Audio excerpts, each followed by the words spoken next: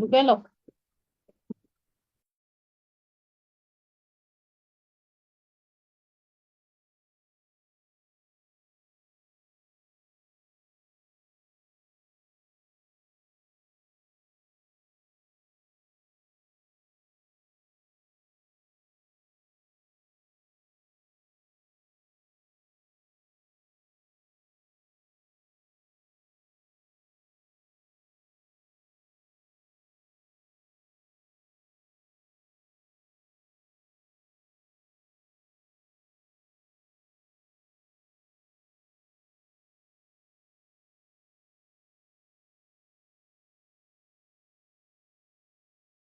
আসসালামু আলাইকুম সবাইকে, আজকে আমাদের ক্লাসে স্বাগতম জানাচ্ছি। আহ রাকিব, একটু ক্যামেরাটা দেখেন। ক্যামেরাটা মনে হয় উল্টো হয়ে গেছে, একটু দেখেন তো। আসসালামু আলাইকুম স্যার। জি, ওয়ালাইকুম আসসালাম। সবাইকে স্বাগতম জানাচ্ছি এবং সবাইকে ওয়ালাইকুম আসসালাম।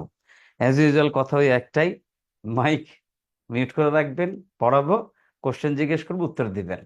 বেসিক্যালি এর আগে লেকচার 1 আমি নিছিলাম মনে হয় আপনাদের সাথে, যদি ভুল না করি। জি জি স্যার। জি জি ওকে জি ফাইন। স্যার। এক লেকচার 1 নিছি, আজকের লেকচার 2 নেব। লেকচার 2 নেওয়ার আগে আমার একটু বলতো, লেকচার 1 কি আমি কোনো কিছু বাদ রাখছিলাম বা পড়াই না, এরকম কিছু ছিল? ধ্বনি পরিবর্তন পড়ানো জি হয়নি। স্যার। ধ্বনির পরিবর্তন পড়ানো হয় না, এবং আমি বলছি লেকচার 2 এর সাথে কম্বাইন করে পড়ে দেব, পড়াই দেবো, তাই না? জি স্যার। জি জি জি। আচ্ছা ঠিক আছে। আর একটু খেয়াল করেন, আমরা লেকচার 2 পড়াবো, লেকচার 1 এর ওটা আমরা পড়াবো। তবে লেকচার 1 এর ওইটা পড়ানোর আগে, যেহেতু লেকচার 2, একটু লেকচার 2 দিয়ে একটু উদ্বোধন করি। আবার 2 দিন উদ্বোধন করে লেকচার 1 পড়াবো।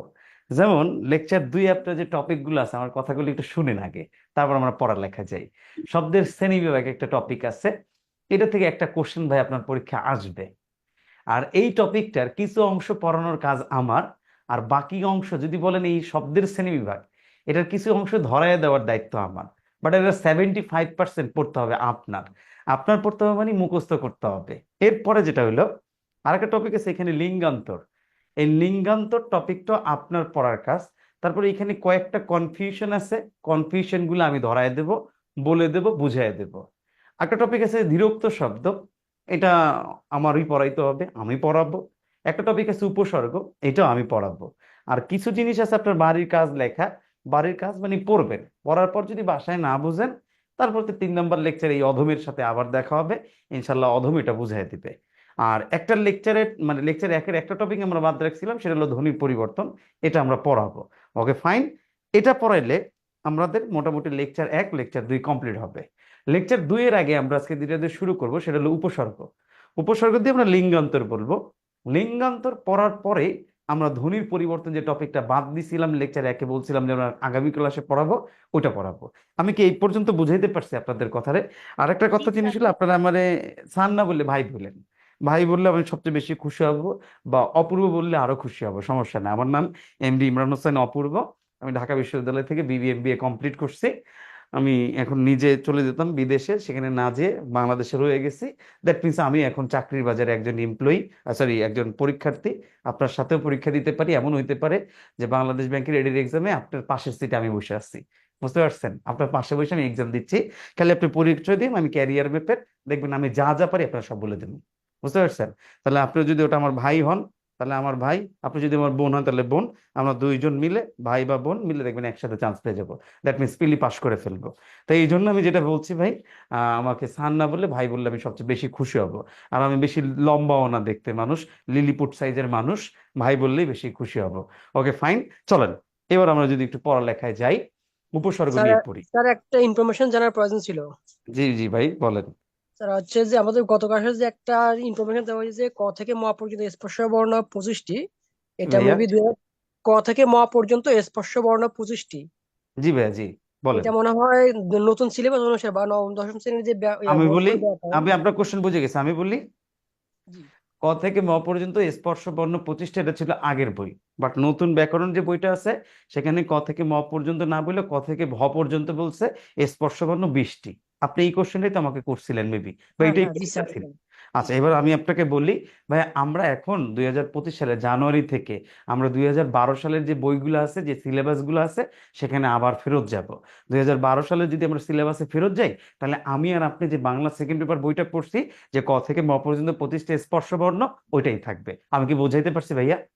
হ্যাঁ হ্যাঁ জি, তাহলে ঠিক আছে। না দেখলাম যে অনেকগুলো, মানে এটা একটা কনফিউশনে পড়ে গেলাম আর কি, যে জি জি আসলে জি ভাইয়া, জি আমি পরীক্ষা আসবে না পড়ানোর সময়, বলতে হবে আর জি কি। আপনি ভালো কোশ্চেন করছেন, আপনাকে ধন্যবাদ। আমিও পড়ানোর সময় এটা বলে দেওয়া উচিত ছিল, বাট আমি কেন বলিনি আমার খেয়াল ছিল না হয়তো, বাট এখন তো আচ্ছা, বুঝতে এটার পারছি মধ্যে ভাইয়া। এটার মধ্যে আরো কিছু ইয়ে ছিল, যেটা হচ্ছে অঘোষ, ঘোষ, অল্পপ্রাণ, মহাপ্রাণ, ওগুলোর মধ্যে মানে অনেকগুলা পার্থক্য আছে। হ্যাঁ, ওইগুলো পার্থক্য বলছি উচ্চারণের ক্ষেত্রে আমরা বলছি 5 ভাগে, নতুন বই ছিল 7 ভাগে। এখন ওইটা পড়া পড়া লাগবে না, নতুন বই এখন বাদ দিয়ে দেন।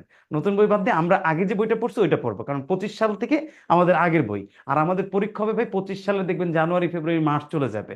দ্যাট মিনস আমরা এখন আগের বইটা পড়তে পারি। আমি বুঝাইতে পারছি মনে হয় ভাইয়া? জি জি, বুঝতে পারছি স্যার তাহলে। Okay fine. তাহলে এবার আমরা পড়ালেখায় যাই। আমরা যেটা পড়াবো সেটার নাম হলো ভাই উপসর্গ। এবার আপনাদের একটু বইটা মিলি, যেহেতু আমাদের স্যার, একটা বই প্রথম আছে। অধ্যায়ে কিছু টপিকস বাকি ছিল, তো একটা টপিকস বাকি ছিল। আমি একটু আগে অনেক কিছু বলছি, মনে হয় জেন্টলম্যান আপনি ক্লাসে একটু লেটে ঢুকছেন। আমি আচ্ছা ঠিক আছে স্যার। লেকচার একে একটা টপিক বাদ রাখছিলাম, ধ্বনির পরিবর্তন। আমি এটা পড়াবো। পড়াবো কখন? আগে উপসর্গ পড়াবো, তারপর ধীরোক্তি পড়াবো, আর লিঙ্গান্তর। এই 3টা টপিক পড়ানোর পর আমি ধ্বনি পরিবর্তনটা পড়াবো। আপনি হয়তো বা খেয়াল করেন না ভাইয়া। আচ্ছা ঠিক আছে স্যার। ওকে ঠিক আছে, এটা যদি হয় তাহলে এবার আপনি একটু পৃষ্ঠায় যান, আমি একটু বলছি সেই পৃষ্ঠায় যান। পৃষ্ঠা নাম্বার, সবাই আমার বইয়ে, যেটা আমার কাছে বই আছে, এটা হয়তো নতুন বই, এটা 27 নাম্বার পেজ। হ্যাঁ, আপনার হয়তো বা 25 পেজ, টপিকের নাম উপসর্গ। একটু উপসর্গতে যাই সবাই, ইচ অ্যান্ড এভরি ওয়ান। 25 নম্বর পেজে যাই। এবার মনোযোগ সহকারে ক্লাসটা দেখেন, আনন্দের সহিত শেষ হবে। হাসতে হাসতে দেখবেন ক্লাস শেষ। খালি আপনি মনোযোগ দিয়ে একটু শুনেন, তাইলে দেখবেন ভালো লাগবে। এই যে উপসর্গ, এগুলো নিয়ে আমরা পড়বো। উপসর্গগুলো অব্যয়সূচক শব্দাংশ। এটা দিয়ে একটা এমসিকিউ আসে, আপনার পরীক্ষায় বলবে উপসর্গগুলো কোন ধরনের শব্দাংশ। উত্তর হবে ভাই উপসর্গগুলো অব্যয়সূচক শব্দাংশ। আমি বলি, আপনি খালি শুনেন। উপসর্গগুলো কিছু অব্যয়সূচক শব্দাংশ, যার নিজস্ব কোনো অর্থ নাই, কিন্তু অন্য কোনো শব্দের আগে বৈশা অর্থ প্রকাশ করতে সহায়তা করে, তাকে আমরা উপসর্গ বলি। একটা উপসর্গ শব্দের 5 ধরনের পরিবর্তন করে, আপনার বইয়ে দেওয়া আছে। প্রথমটার নাম নতুন অর্থবোধক শব্দ তৈরি করে। 2 নম্বরটা শব্দের অর্থের পরিবর্তন করে। 3 নম্বর শব্দের অর্থের পূর্ণতা সাধিত করে। 4 নম্বর শব্দের অর্থের সংকোচন করে। 5 নম্বর শব্দের অর্থের প্রসারণ করে। এখন এই 5টা জিনিস যদি আমরা একটু বুঝি, নতুন অর্থবোধক শব্দ তৈরি করে মানে কি ভাই, একটু খেয়াল করবেন। যেমন যেমন ভাই এটা একটা উপসর্গ। এর সাথে যদি আমি হার লাগাই, কথাটা হয়ে যায় কি ভাই, উপহার। এই যে উপহার হইলো না ভাই, দেখেন হার শব্দের আগে খালি উপ লাগাই দিলাম, হয়ে গেল উপহার। নতুন অর্থবোধক শব্দ তৈরি হয়েছে। তারপরটা যেটা হলো ভাই, শব্দের অর্থের পরিবর্তন করে।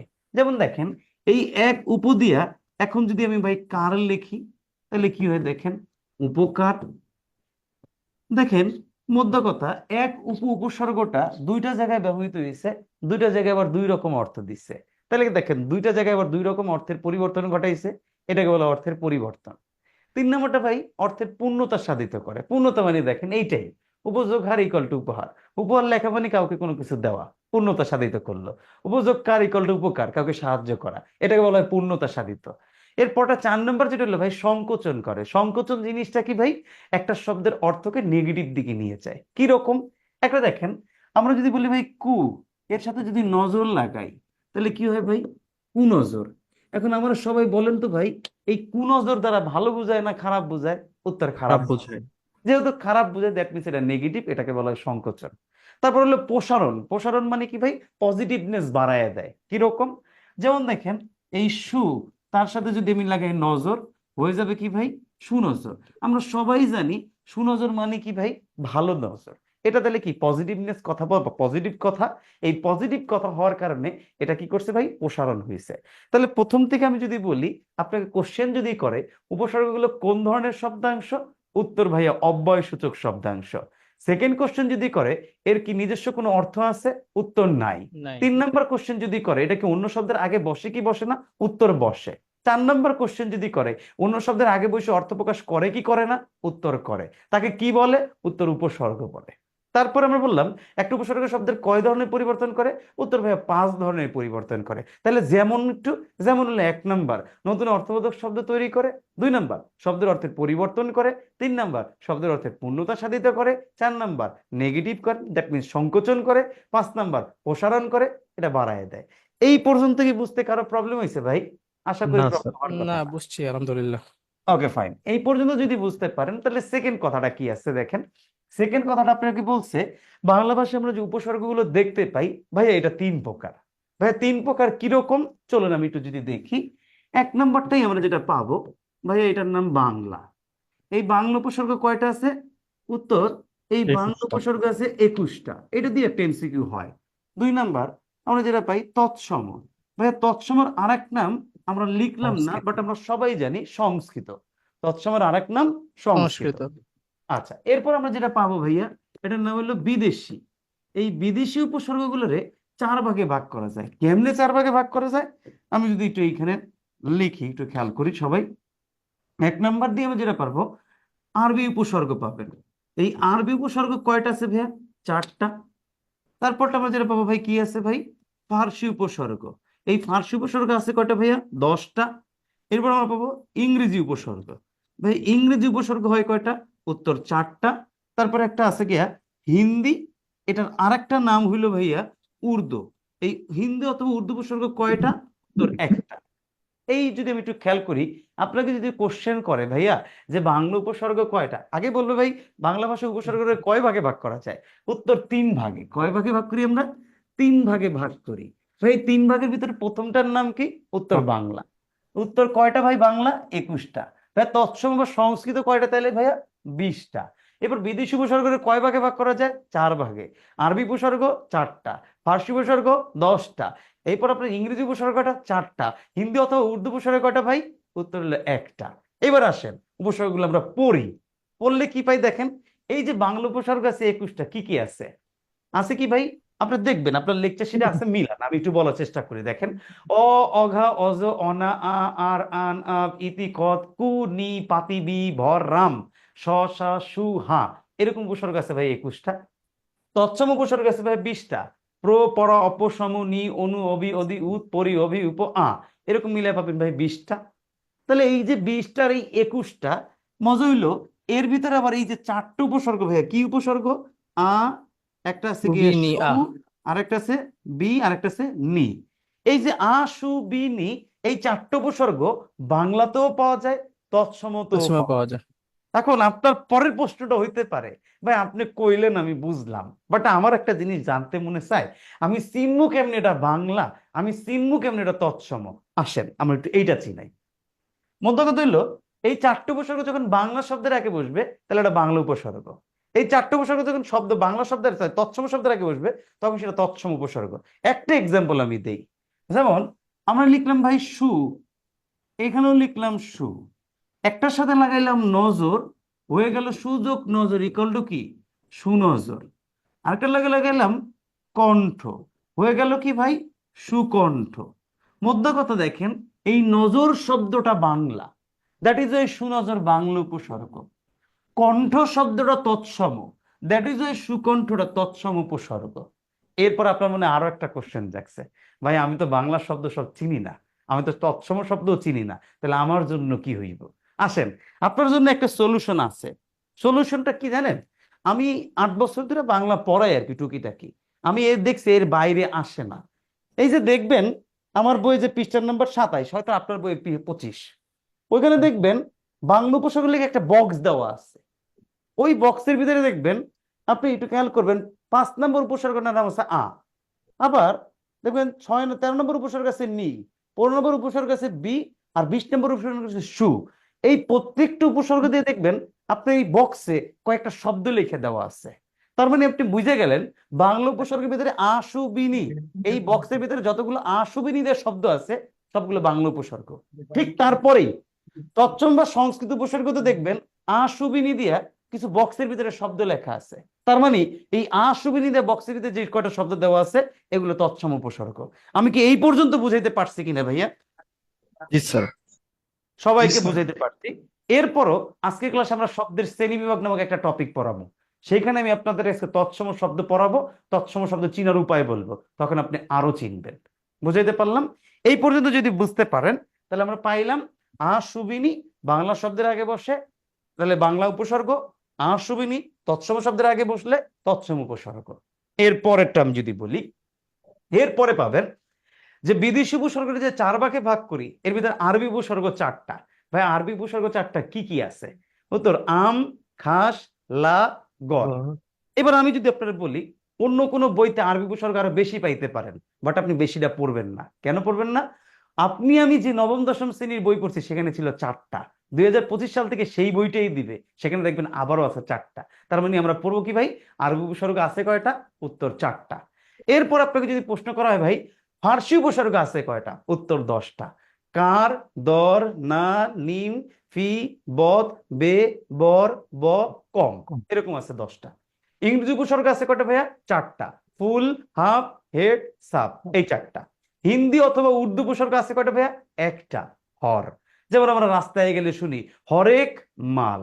এই যে হরেক মাল, হরের যে শব্দটা আসছে এটা এই উপসর্গ। এই পর্যন্ত ছিল বেসিক উপসর্গের আলোচনা। এরপর এই পুরো আলোচনাটা আমি একটু সামারি করলে কি দাঁড়ায়? আমি সামারি করলে এটা দাঁড়ায় উপসর্গগুলো কিছু অব্যয়সূচক শব্দাংশ যার নিজস্ব কোনো অর্থ নাই, কিন্তু অন্য কোনো শব্দের আগে বৈশা অর্থ প্রকাশ করতে সহায়তা করে, তাকে বলা হয় উপসর্গ। একটা উপসর্গ শব্দের 5 ধরনের পরিবর্তন করে। নতুন অর্থবোধক শব্দ তৈরি করে, শব্দের অর্থের পরিবর্তন করে, শব্দের অর্থের পূর্ণতা করে, সংকোচন করে, প্রসারণ করে। এছাড়া আমরা দেখতে পাই বাংলা ভাষায় 3 ধরনের উপসর্গ আছে।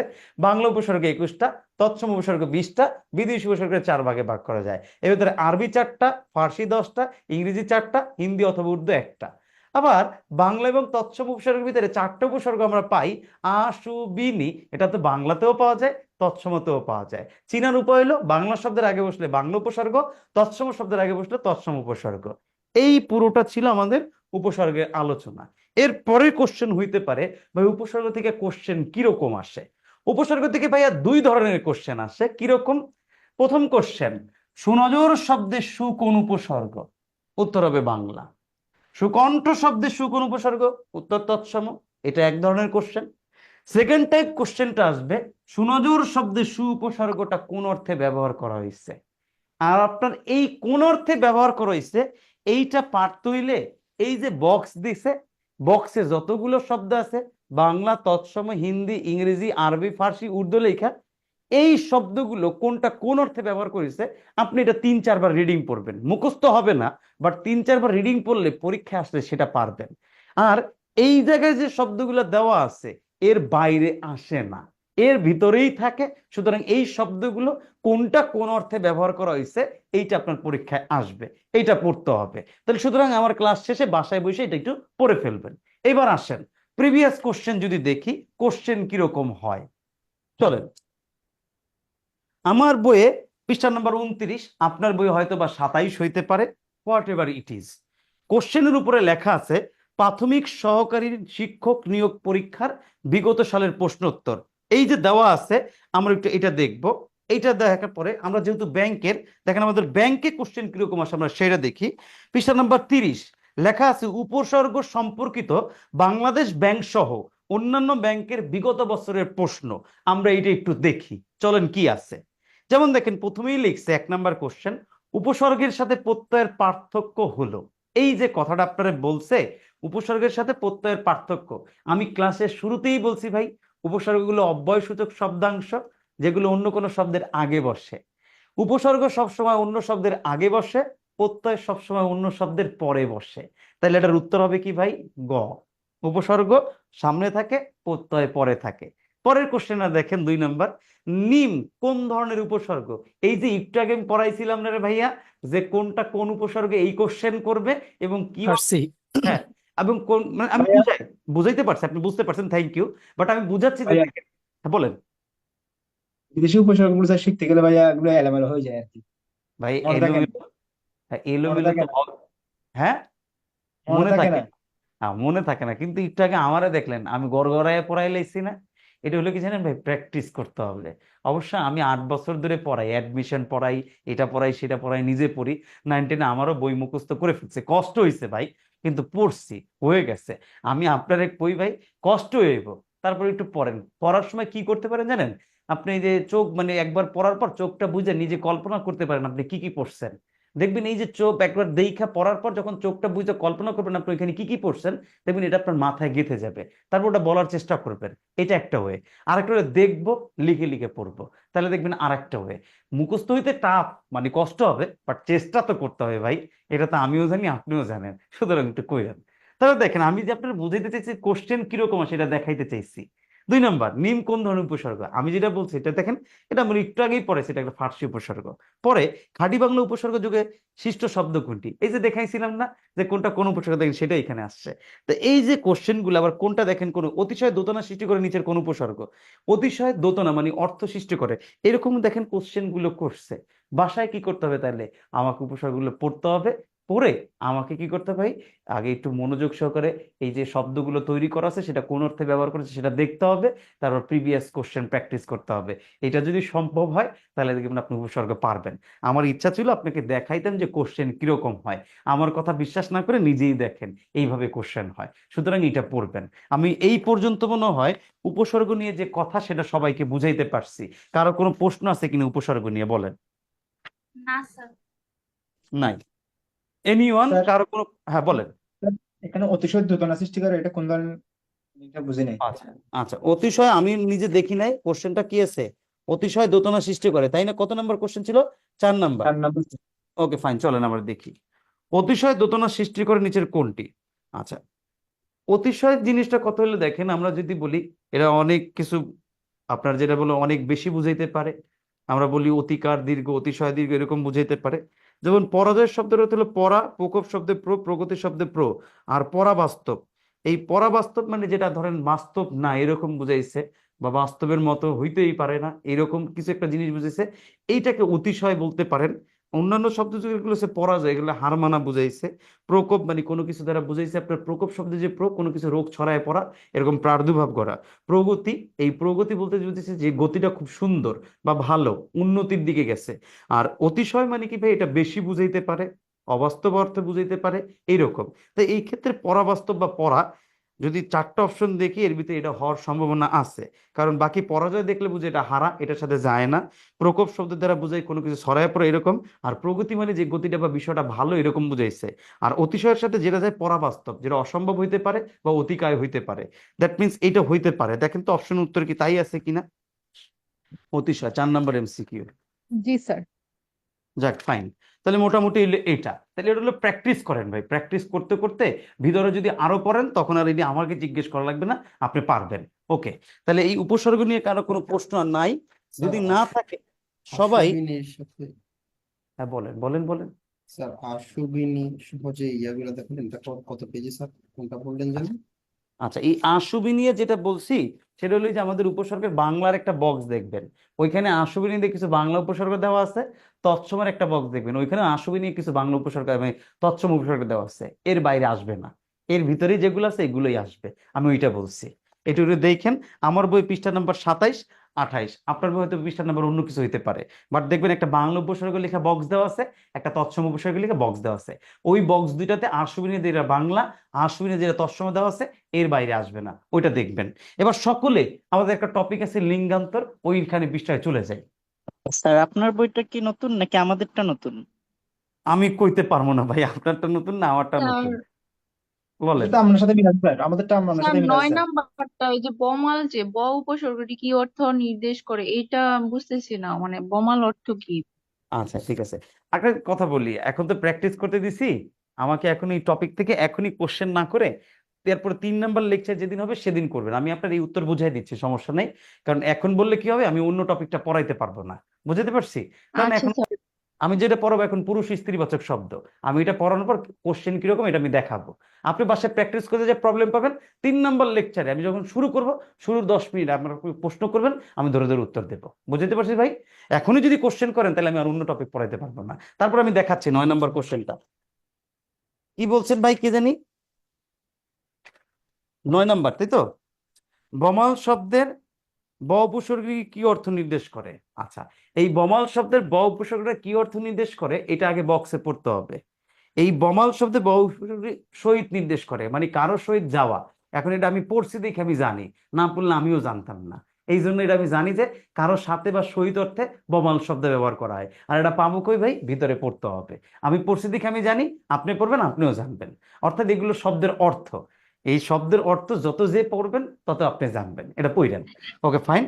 এবার স্যার এটা সকলে জানি, কিন্তু হচ্ছে বমাল মানে জিনিসটা কি, এই অর্থ মানে এটাই জানি না, এটা জিজ্ঞেস করছিলাম স্যার। আচ্ছা, বাংলা ভাষায় কিছু শব্দ আছে এক একটার অর্থ এক এক রকম হয়। This is one kind of ভাই সমার্থক শব্দের মতো, বুঝতে পারছেন? এখন এই বমাল শব্দে আমরা যেটা বলছি এই বমাল দিয়ে আপনারা দেখেন একটা সমার্থক শব্দ যদি পান, সেখানে পাবেন সহিত অর্থে বুঝায়, সঙ্গে অর্থে বুঝায়, এইরকম। এখন এই বমাল শব্দে যে ব্যবহার করছে, ব্যবহারের নিয়ম থেকে এটা উপসর্গ, বাট এটা শাব্দিক শব্দার্থের ক্ষেত্রে এটা সহিত বুঝায়, এই জন্য এটা বলছে। বুঝতে পারছি ভাই? এটা একটা সমার্থক শব্দের মতো, জি। স্বাভাবিক, এটা বুঝাইছে।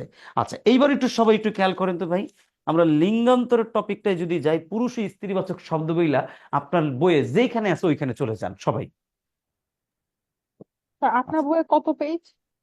ভাইয়া আমার পেজে, আমার বইয়ে 25 আর 26 দুইটা মিলে আছে। আপনার বইয়ে কত পেজ আমি জানি না, বাট টপিক বলে দিলাম, পুরুষ ও স্ত্রীবাচক শব্দ, এই টপিকে যান। টপিকে যাওয়ার পর এবার 23 আমার কথা, নাম্বার পেজ। 23 নম্বর পেজ, ওই যে বড় ভাই বলে দিয়েছে 23 নম্বর পেজে যান। এবার আমার কথা একটু শুনেন। পুরুষ ও স্ত্রীবাচক শব্দ, আপনাদের এবার অনেকের কোশ্চেন ছিল, অনেকে বলছে আমারে যে ভাই আপনাদের এই কোচিং এর বই বাদে কি আমি অন্য কোনো বই পড়বো কিনা। ভাই আপনি যদি মনে চায় আপনি পড়বেন, এটা নিয়ে আমার কোনো সে নাই। কোচিং এর বই বাদ দিয়ে আপনি অন্য কোনো বই পড়ে যদি আপনি আরো ভালো পারেন তাহলে পড়েন, ওটা বই মিক্স করে পড়েন। বুঝতে পারছেন? যেটা যত বেশি পড়বেন তত আপনি জানবেন। সুতরাং বই আপনি কিনতে চাইলে একটা কিনে নিয়েন, সেটা মিলে দুইটা মিলে পড়বেন। এবার আসেন, এবার আমি ভাইয়া বলি, বলেন। ভাই, এই বইটা বিসিএস এবং প্রাইমারির জন্য এনাফ না, যেটা ক্যারিয়ার ম্যাপ থেকে আমাদের দেয়া হয়েছে? ভাই এনাফ, তবে বিসিএস এর কিছু কোশ্চেন আর একটু বেশি পড়তে হয়, এই জন্য আপনি কি করবেন, সহায়ক হিসেবে আরেকটা ব্যাকরণ বই রাখতে পারেন। এনাফ, বইটা এনাফ। তারপর আপনি সহায়ক বই যদি আপনি মনে করেন একটু জানবেন, একটু বুঝবেন, সেক্ষেত্রে আপনি সহায়ক কোনো বই চাইলে আপনি রাখতে পারেন। আমি ওইটা বলছি ভাইয়া। আচ্ছা ঠিক ভাইয়া, আছে, ধন্যবাদ। আচ্ছা স্যার, ঠিক আছে। নবম দশম শ্রেণীর বাংলা ব্যাকরণ বইটা কি যথেষ্ট নয়? এনাফ, নবম দশম শ্রেণীর বাংলা ব্যাকরণ বই এনাফ ইজ এনাফ। তার সাথে যদি এই বইটা মিলে পড়েন তাহলে আর কোনো বই বলবো না, তাহলে দুইটা বই এনাফ। বুঝতে পারছেন? আর যদি কারো কাছে এই বইটা থাকে, নবম দশম শ্রেণীর বই না থাকে, সেক্ষেত্রে বাজার থেকে আরেকটা বই নিয়ে পড়তে পারেন। বুঝাইতে পারছি ভাই? আর কাছে যার কাছে নবম দশম বই আছে আর আমার এই বইটা আছে, দুইটা মিলে আছে, আর লাগবে না, দুইটা মিলাই পড়লে হবে। এবার আসেন সবাই একটু পড়ালেখায় যাই। যেটা হলো গিয়ে পুরুষ ও স্ত্রীবাচক শব্দ, এটাকে বেসিক্যালি এটাকে বলা হয় লিঙ্গ। এখন আপনারা যদি কোশ্চেন করে ভাই লিঙ্গ কয় প্রকার, উত্তর হলো 4 প্রকার। বাট আপনারা যদি কোশ্চেনটা উল্টা করে বয় লিঙ্গ শব্দের অর্থ কি, দেখবেন অনেকেই পারেন না। আপনারা আমার এখানে যারা আছেন অনেকে পারেন কিনা দেখেন তো ভাই, লিঙ্গ শব্দের অর্থ কি? চিহ্ন। ভেরি গুড আপা, থ্যাংক ইউ, আপনি পারছেন। তাহলে লিঙ্গ শব্দের অর্থ হলো গিয়ে ভাই চিহ্ন, এবং এটা হলো গিয়ে ভাই 4 প্রকার। কয় প্রকার? 4 প্রকার। প্রথম আমরা যেটা পাই এটাকে আমরা বলি বেড়ালিঙ্গ। বেড়ালিঙ্গ মানে ভাই পুলিঙ্গ। 2 নম্বরে যেটা পাই এটাকে কয় বেডিলিঙ্গ, দ্যাট মিনস এটা স্ত্রীলিঙ্গ। 3 নাম্বার, সবাই আপনারা এটা বলতে পারেন হাততালি লিঙ্গ, বাট বিষয়টা হাততালি লিঙ্গ না। 3 নম্বরটা বলি উভয় লিঙ্গ। কি লিঙ্গ? উভয় লিঙ্গ, যেটা দ্বারা ছেলে মেয়ে উভয় জাতিকে বোঝায়, এটাকে উভয় লিঙ্গ বলি। 4 নম্বর আমরা যেটা পাই সেটা হলো ক্লীব লিঙ্গ। এই 4 প্রকার লিঙ্গ আমরা দেখতে পাই। এর ভিতরে পুলিঙ্গ মানে পুরুষ, স্ত্রীলিঙ্গ মানে মহিলা, উভয় লিঙ্গ মানে ছেলে মেয়ে উভয় জাতিকে বোঝায়। 4 নম্বরটা আপনারা যেটা বুঝতে হবে, ক্লীব লিঙ্গ মানে ভাই জড় পদার্থ। দ্যাট মিনস যত প্রকার জড় পদার্থ আছে সকল জড় পদার্থ গুলোকেই আমরা কি বলি ভাই? ক্লীব লিঙ্গ বলি। যেমন চেয়ার টেবিল, আপনার চেয়ার টেবিল যেমন আছে, চেয়ার টেবিল বেঞ্চ, অথবা আপনার ধরেন এসি টেসি ফ্যান ট্যান, সবগুলো জড় পদার্থের ক্লীব লিঙ্গ। আপনার মনে প্রশ্ন জাগছে ভাই গাছপালা কি ক্লীব লিঙ্গ কিনা, এই প্রশ্নটা জাগছে না আপনার মনে? আমি যতটুকু জানি আপনার মনে এই প্রশ্নটা জাগার কথা। আসেন আমি আপনাকে এই প্রশ্নটা আবার উল্টা করলাম, গাছপালাকে আপনার মনে হয় কি লিঙ্গ? যারা আছেন, স্যার উভয় লিঙ্গ। গাছপালাকে উভয় লিঙ্গ মনে হয়? আপু স্যার, এই যে ক্লিব উভয় লিঙ্গ, লিঙ্গ। ক্লিব। ক্লীব লিঙ্গ। আচ্ছা, উভয় লিঙ্গ যিনি বললেন তার কি কোনো লজিক আছে যে ভাই এটা ওই জন্য উভয় লিঙ্গ, একটু বলি। কারণ গাছপালা তো জড় পদার্থ না, এর জন্য। আচ্ছা, এবার আমার কাছে একটু সংজ্ঞাটা শুনবো। সকল প্রকার জড় পদার্থ যেটা এক জায়গা থেকে অন্য জায়গায় যাইতেও পারে না এবং যেটা একই জায়গায় স্থির থাকে, সকল জড় পদার্থ সবগুলোকে বলা হয় কিলিবলিঙ্গ। গাছপালা এর প্রাণ আছে, ফল দেয়, ফুল দেয়, আবার ঝরে যায়, মারাও যায়, বাট ফ্যাক্টুয়াল এটা এক জায়গা থেকে আরেক জায়গায় যেতে পারে না, ওই স্টিল একটা জায়গায় বসে থাকে, একটা জায়গায়ই থাকে। দ্যাট ইজ এটাকে কিলিবলিঙ্গ বলবো, অন্য কোনো লিঙ্গ বলা যাবে না। আমি মনে হয় বুঝাইতে পারছি। স্যার আর একটা প্রশ্ন ছিল স্যার। বলেন। অপ্রাণীবাচক। স্যার হুম। রোবটকে কি বলবো স্যার? Robot sir. এটা কিলিবলিঙ্গ ভাই, এটা মজার কোশ্চেন করছেন, বাট এখন যুক্তিতে আবার খাটে না। রোবট তো এক জায়গা থেকে আরেক জায়গায় যেতে পারে, তাই না? আপনি এই প্রশ্ন আমার করবেন, বাট এই প্রশ্নের উত্তর আমি কইতে পারবো না, বাট এটা আপনি কিলিবলিঙ্গ উত্তর দিবেন, এছাড়া কোনো লিঙ্গ মানে উত্তর দিবেন না, কিলিবলিঙ্গ দিবেন। কারণ ওর প্রাণ নাই, কিন্তু ওকে কি করা হয়, মেশিন দিয়ে, মেশিনের মাধ্যমে সচল করা হয়। বুঝতে পারছি? দ্যাট ইজ এটা কিলিবলিঙ্গ দিবেন। আর অন্য কোনো যুক্তি তর্কে গেলে আমি আপনার লগে পারবো না। প্রশ্নটা অসাধারণ ছিল। হ্যাঁ, আমি ওই জন্যই হাসলাম যে ওনার প্রশ্নটা সেই ছিল। বুঝতে পারছেন ভাই? এই প্রশ্ন করলে আমি ব্যাখ্যা হয়ে যাবো ভাই। আমার আর কোয়েন না যে কেন এটা ক্লিবলিঙ্গ, এই ব্যাখ্যা আমি দিতে পারবো না ভাই। তবে এটার ভিতরে কোনো প্রাণ নাই, বাট এটা ক্লিবলিঙ্গ দিবেন, এটাই যুক্তিযুক্ত। ধরেন জোর করে বললাম, আপনি জোর করে এটা উত্তর দিয়েন। এবার আসেন পুলিঙ্গ। এই পুলিঙ্গ নিয়ে তো কোনো ডাউট নাই, এই লিঙ্গান্তরে যেগুলো আপনি এটা পড়বেন, বাট ফ্যাক্টুয়ালি এই পুলিঙ্গের ভিতরে একটা জিনিস বেশি ইম্পর্টেন্ট, তার নাম হইলো ভাই নিত্য পুলিঙ্গ বলে একটা জিনিস আছে। এই নিত্য পুলিঙ্গ কথাটার অর্থ হইল যে লিঙ্গান্তর গুলোর কখনো কোনো স্ত্রীবাচক লিঙ্গান্তর হয় না। ওই নিত্য পুলিঙ্গ দ্বারা শুধুমাত্র পুরুষদেরকেই বোঝায়, এর অন্য কোনো লিঙ্গান্তর আপনি পাবেন না। কিরকম? যেমন আপনার বইয়ের একটা জায়গায় পাবেন, আমি যেখানে বলি সেখানে একটু খেয়াল করবেন, নিত্য পুরুষবাচক শব্দ বলে কিছু লেখা আছে। লিঙ্গান্তর টোটাল জিনিসটা আপনার পড়া, বাট কিছু ইম্পর্টেন্ট জিনিসগুলো আমি আপনাকে বলে দিচ্ছি। নিত্য পুরুষবাচক শব্দের ভিতরে এইখানে অনেকগুলো শব্দ পাবেন, যে শব্দগুলো শুধুমাত্র পুরুষদেরকে বোঝায়, কোনো নারীদেরকে বোঝায় না। এক্সাম্পল হিসেবে দেখেন কবিরাজ, কাপুরুষ, রাষ্ট্রপতি, এটা একটু গোল দাগ দেন সবাই। রাষ্ট্রপতি শব্দটা গোল দাগ দেন। তারপর রাষ্ট্রপতির পাশে কমা দিয়ে আরেকটা শব্দ লিখে নেবেন আপনারা, প্রধানমন্ত্রী। প্রধানমন্ত্রী, এবং এই প্রধানমন্ত্রী লেখার পরে এটাও গোল দাগ দিবেন। রাষ্ট্রপতি তো গোল দাগ দিবেনই, তারপরে কমা দিয়ে লিখবেন প্রধানমন্ত্রী, এটাও গোল দাগ দিবেন, দেন। তারপর ঢাকি, বামন, পুরোহিত, স্ত্রৈণ। স্ত্রৈণ শব্দটার অর্থ হলো ভাই যে মানে পুরুষ বা যে স্বামী সবসময় তার বউয়ের কথা মতো চলে, বউয়ের কথা মতোই সব কাজ করে, তাকে বলা হয় স্ত্রৈণ। এরপরে যেটা পাবেন কৃতদার, অকৃতদার। যিনি বিবাহ করেন না তাকে অকৃতদার বলে।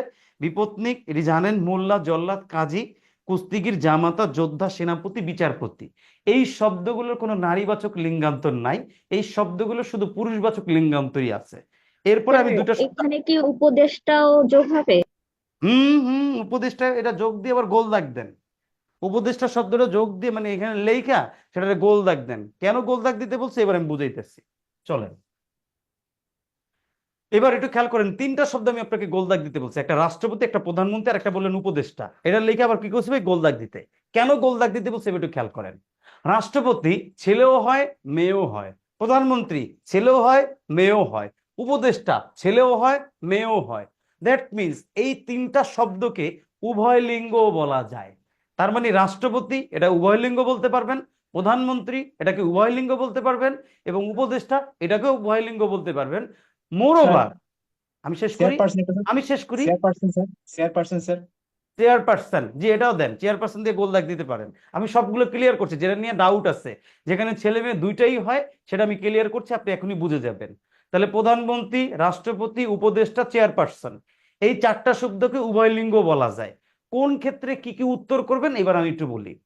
ধরেন আপনাকে একটা কোশ্চেন করছে, রে ভাই নিচের কোনটি পুলিঙ্গ, এই কোশ্চেনটা আপনাকে করছে। অপশন এ আপনার লিখছে গায়িকা, অপশন বি লিখছে কি ভাই মালিকা, মালেকা, অপশন সি লিখছে রানী, অপশন ডি লিখছে আপনার রাষ্ট্রপতি। এই কোশ্চেনটা দিয়া আপনাকে প্রশ্ন করছে কি দেখেন, যে নিচের কোনটি পুলিঙ্গ। অপশন চারটা, গায়িকা, মালেকা, রানী, রাষ্ট্রপতি। এই চারটা শব্দকে যদি আমি বিশ্লেষণ করি, দেখেন এই গায়িকা বলতে মেয়েদেরকে বোঝায়, মালেকা বলতে নারীকে বোঝায়, রানী বলতে নারীকে বোঝায়, রাষ্ট্রপতি শব্দটাই এইখানে দেখেন আমি আপনাকে বলতেছি এটা উভয় লিঙ্গ, মানে কি পুরুষ এবং নারী দুইটা বোঝায়। আবার আমি আপনার কোশ্চেন করছি নিচের কোনটি পুলিঙ্গ। এখন এই কোশ্চেনের উত্তর ক্ষেত্রে এই চারটা অপশন যদি আপনি যাচাই বাছাই করেন, প্রথম তিনটা দ্বারা নারীকেই বোঝায়, বাট 4 নম্বর অপশন দ্বারা নারীরও বোঝায়, পুরুষও বোঝায়। এখন আমাকে যেহেতু একটা এমসিকিউ নিতে হবে নিচের কোনটি পুলিঙ্গ, দ্যাটস ওয়াই এটার উত্তর দিতে হবে ভাই ডি। আমি কি এই পর্যন্ত বুঝাইতে পারছি কিনা? জি স্যার। জি স্যার। ওকে, বুঝতে পারছি। জি জি ভাই এরপর অবশ্যই। এর পরের কোশ্চেনটা দেখেন কি করছে নিচে। স্যার এরপরে বলেন। স্যার এরকম যদি দিয়ে থাকে যে রাষ্ট্রপতি কোন লিঙ্গ, ভাই আমাকে আমাকে একটু সুযোগ দেন, আমি আরো দুইটা তিনটা ওয়েতে বলছি, আপনার কোনো কোশ্চেন থাকবে না, একটু শুনেন, তারপরে থাকলে আপনি বললেন। পরের কোশ্চেন নিচের কোনটি, আপনাকে এখানে আরেকটু বুদ্ধি খাটায় চেঞ্জ করে দিচ্ছে, দিয়া কইছে নিচের কোনটি নিত্যলিঙ্গ। নিত্যলিঙ্গ, নিত্যলিঙ্গ হয় দুই প্রকার, একটা নিত্য পুলিঙ্গ যেটা দ্বারা শুধু পুরুষই বোঝায়, আর একটা হলো নিত্য স্ত্রীলিঙ্গ যেটা দ্বারা শুধু নারীকেই বোঝায়। প্রশ্ন করছে নিচের কোনটি নিত্যলিঙ্গ। চারটা অপশনে যদি আপনি পড়েন, গায়িকা, মালেকা, রানী, এটি স্ত্রী, বাট এই রাষ্ট্রপতি শব্দটা এটাকে বলা হয় নিত্য পুলিঙ্গ, এটার আরেকটা নাম শুধু নিত্যলিঙ্গ। তাহলে আপনাকে যদি বলে কোনটি নিত্যলিঙ্গ, তাহলে এই ক্ষেত্রে অপশন কি হয়ে গেছে ভাই? রাষ্ট্রপতি হয়ে গেছে। বুঝাইতে পারছি মনে হয় এটাও? নিত্য পুলিঙ্গ বা শুধু নিত্যলিঙ্গ, উত্তর কি হবে ভাই? রাষ্ট্রপতি। এইবার যদি কোশ্চেনটা চেঞ্জ করে আপনাকে দেয় অন্যরকম হইতে, ভাই নিচের কোনটি উভয় লিঙ্গ, এই কথাটা যদি বলে এইবার উভয় লিঙ্গ, এই ক্ষেত্রে দেখেন আপনি অপশন চারটাই যদি দেখেন, এই রাষ্ট্রপতি শব্দটা দ্বারাই আপনাকে বলতেছে কি ভাই নারী পুরুষ দুইটাই বুঝাচ্ছে। যেহেতু নারী পুরুষ এটা দ্বারা দুইটাই বুঝাইতেছে, দ্যাট মিনস এই শব্দ উভয় লিঙ্গ কোনটা ভাই? রাষ্ট্রপতি। এই পর্যন্ত কি 3 নাম্বার কোশ্চেন পর্যন্ত কি বুঝতে কারো প্রবলেম হয়েছে? আরো একটা কোশ্চেন দেব, হয় নাই।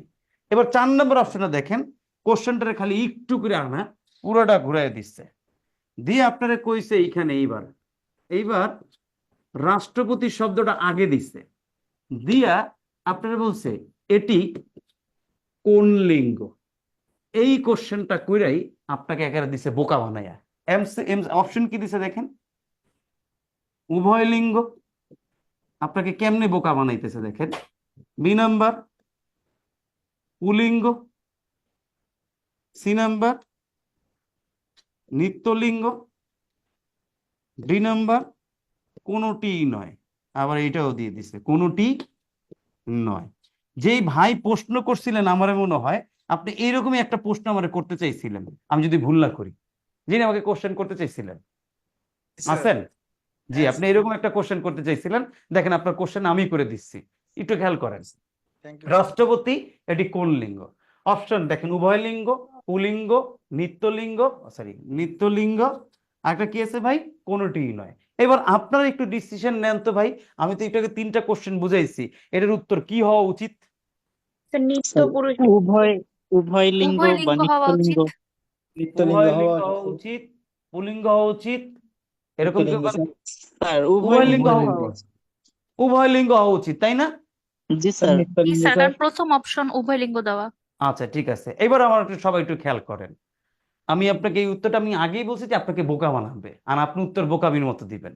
এবার একটু খেয়াল করি, এইটা দেখেন না উত্তর আছে আপু, একটা উত্তর আছে, দেখেন আপনি আবার বেশি বোকা হয়ে গেছেন। এবার আসেন আমার একটু ভিতরে ফিরে আসে, যেটা দেখেন রাষ্ট্রপতি এটি কোন লিঙ্গ, এই কথা যদি বলে আপনাকে, দেখেন তো একটু আগে আমি কইছিলাম নিত্য পুলিঙ্গ বা নিত্যলিঙ্গ বলে একটা কথা কইছিলাম, এবং আমি যখন এটা পড়াইতেছিলাম নিচের যে লিঙ্গগুলো ছিল নিত্য পুলিঙ্গ। এই নিত্য পুলিঙ্গ কথাটার অর্থ হইলো এর দ্বারা শুধু পুরুষদেরকে বোঝায়, পুরুষদেরকে বোঝায় কিন্তু কোনো নারীকে বোঝায় না। আবার 3টা 4টা শব্দ আমি বলছি না, পুরুষ নারী দুইটাকেই বোঝায়, এটা আমিই বলছি। এখন কোশ্চেনও করছে আপনাকে রাষ্ট্রপতি কোন লিঙ্গ, অপশন অনুযায়ী আপনাদের উত্তর কিন্তু খারাপ কর নাই, যারা উভয় লিঙ্গ বলছেন তাদের উত্তর হওয়ার কথা ছিল, বাট ফ্যাক্ট কি জানেন, আপনার একটা অপশনে নিত্যলিঙ্গ লেখা আছে। এই নিত্যলিঙ্গ লেখার কারণে আপনার রাষ্ট্রপতিটা আগে নিত্যলিঙ্গ বা নিত্য পুলিঙ্গ, রাষ্ট্রপতি শব্দটা বা প্রধানমন্ত্রী বা উপদেষ্টা অথবা চেয়ারপারসন, এই শব্দগুলো আগে, এটার নাম হবে নিত্য পুলিঙ্গ বা নিত্যলিঙ্গ। অপশনে যদি নিত্যলিঙ্গ বা নিত্য পুলিঙ্গ না থাকে তাইলেই উত্তর হবে উভয় লিঙ্গ, আদারওয়াইজ এটা উভয় লিঙ্গ হবে না। দ্যাট মিনস এই চারটা অপশনের ভিতরে দেখেন একটা অপশন অলরেডি দেওয়াই আছে নিত্যলিঙ্গ অথবা নিত্য পুল্লিঙ্গর একটা, দ্যাট মিনস এটার উত্তর হবে ভাই সি। যদি কোনো কারণে এই নিত্যলিঙ্গ বা নিত্য পুল্লিঙ্গ এই কথাটা না থাকতো তাহলে এটার উত্তর হইতো ভাই উভয় লিঙ্গ। আশা করি এবার বুঝাইতে পারছি সবাই রে। জি জি বুঝছি। Sir, clear. বুঝতে পারছেন? অর্থাৎ এটা উভয় লিঙ্গ, এটা রাইট হয়, বাট ফ্যাক্ট হলো নিত্য লিঙ্গ বা নিত্য পুলিঙ্গ এই কথা যদি থাকে তাহলে আগে উত্তর হবে এইটা, আর এটা যদি না থাকে তাহলে উত্তর হবে উভয় লিঙ্গ। আমি মনে হয় বুঝাইতে পারছি, এটা নিয়ে কারো কোনো জি স্যার, বুঝতে প্রবলেম পারছি। থাকে? আচ্ছা, এরপরে দেখেন আর একটা মজার কথা বলি, কোন জায়গায় যদি নিত্য লিঙ্গ উভয় লিঙ্গ কোনোটাই যদি না থাকে তাহলে এটার উত্তর হবে পুলিঙ্গ। এটাও আমরা এখন বুঝে গেছেন। জি স্যার।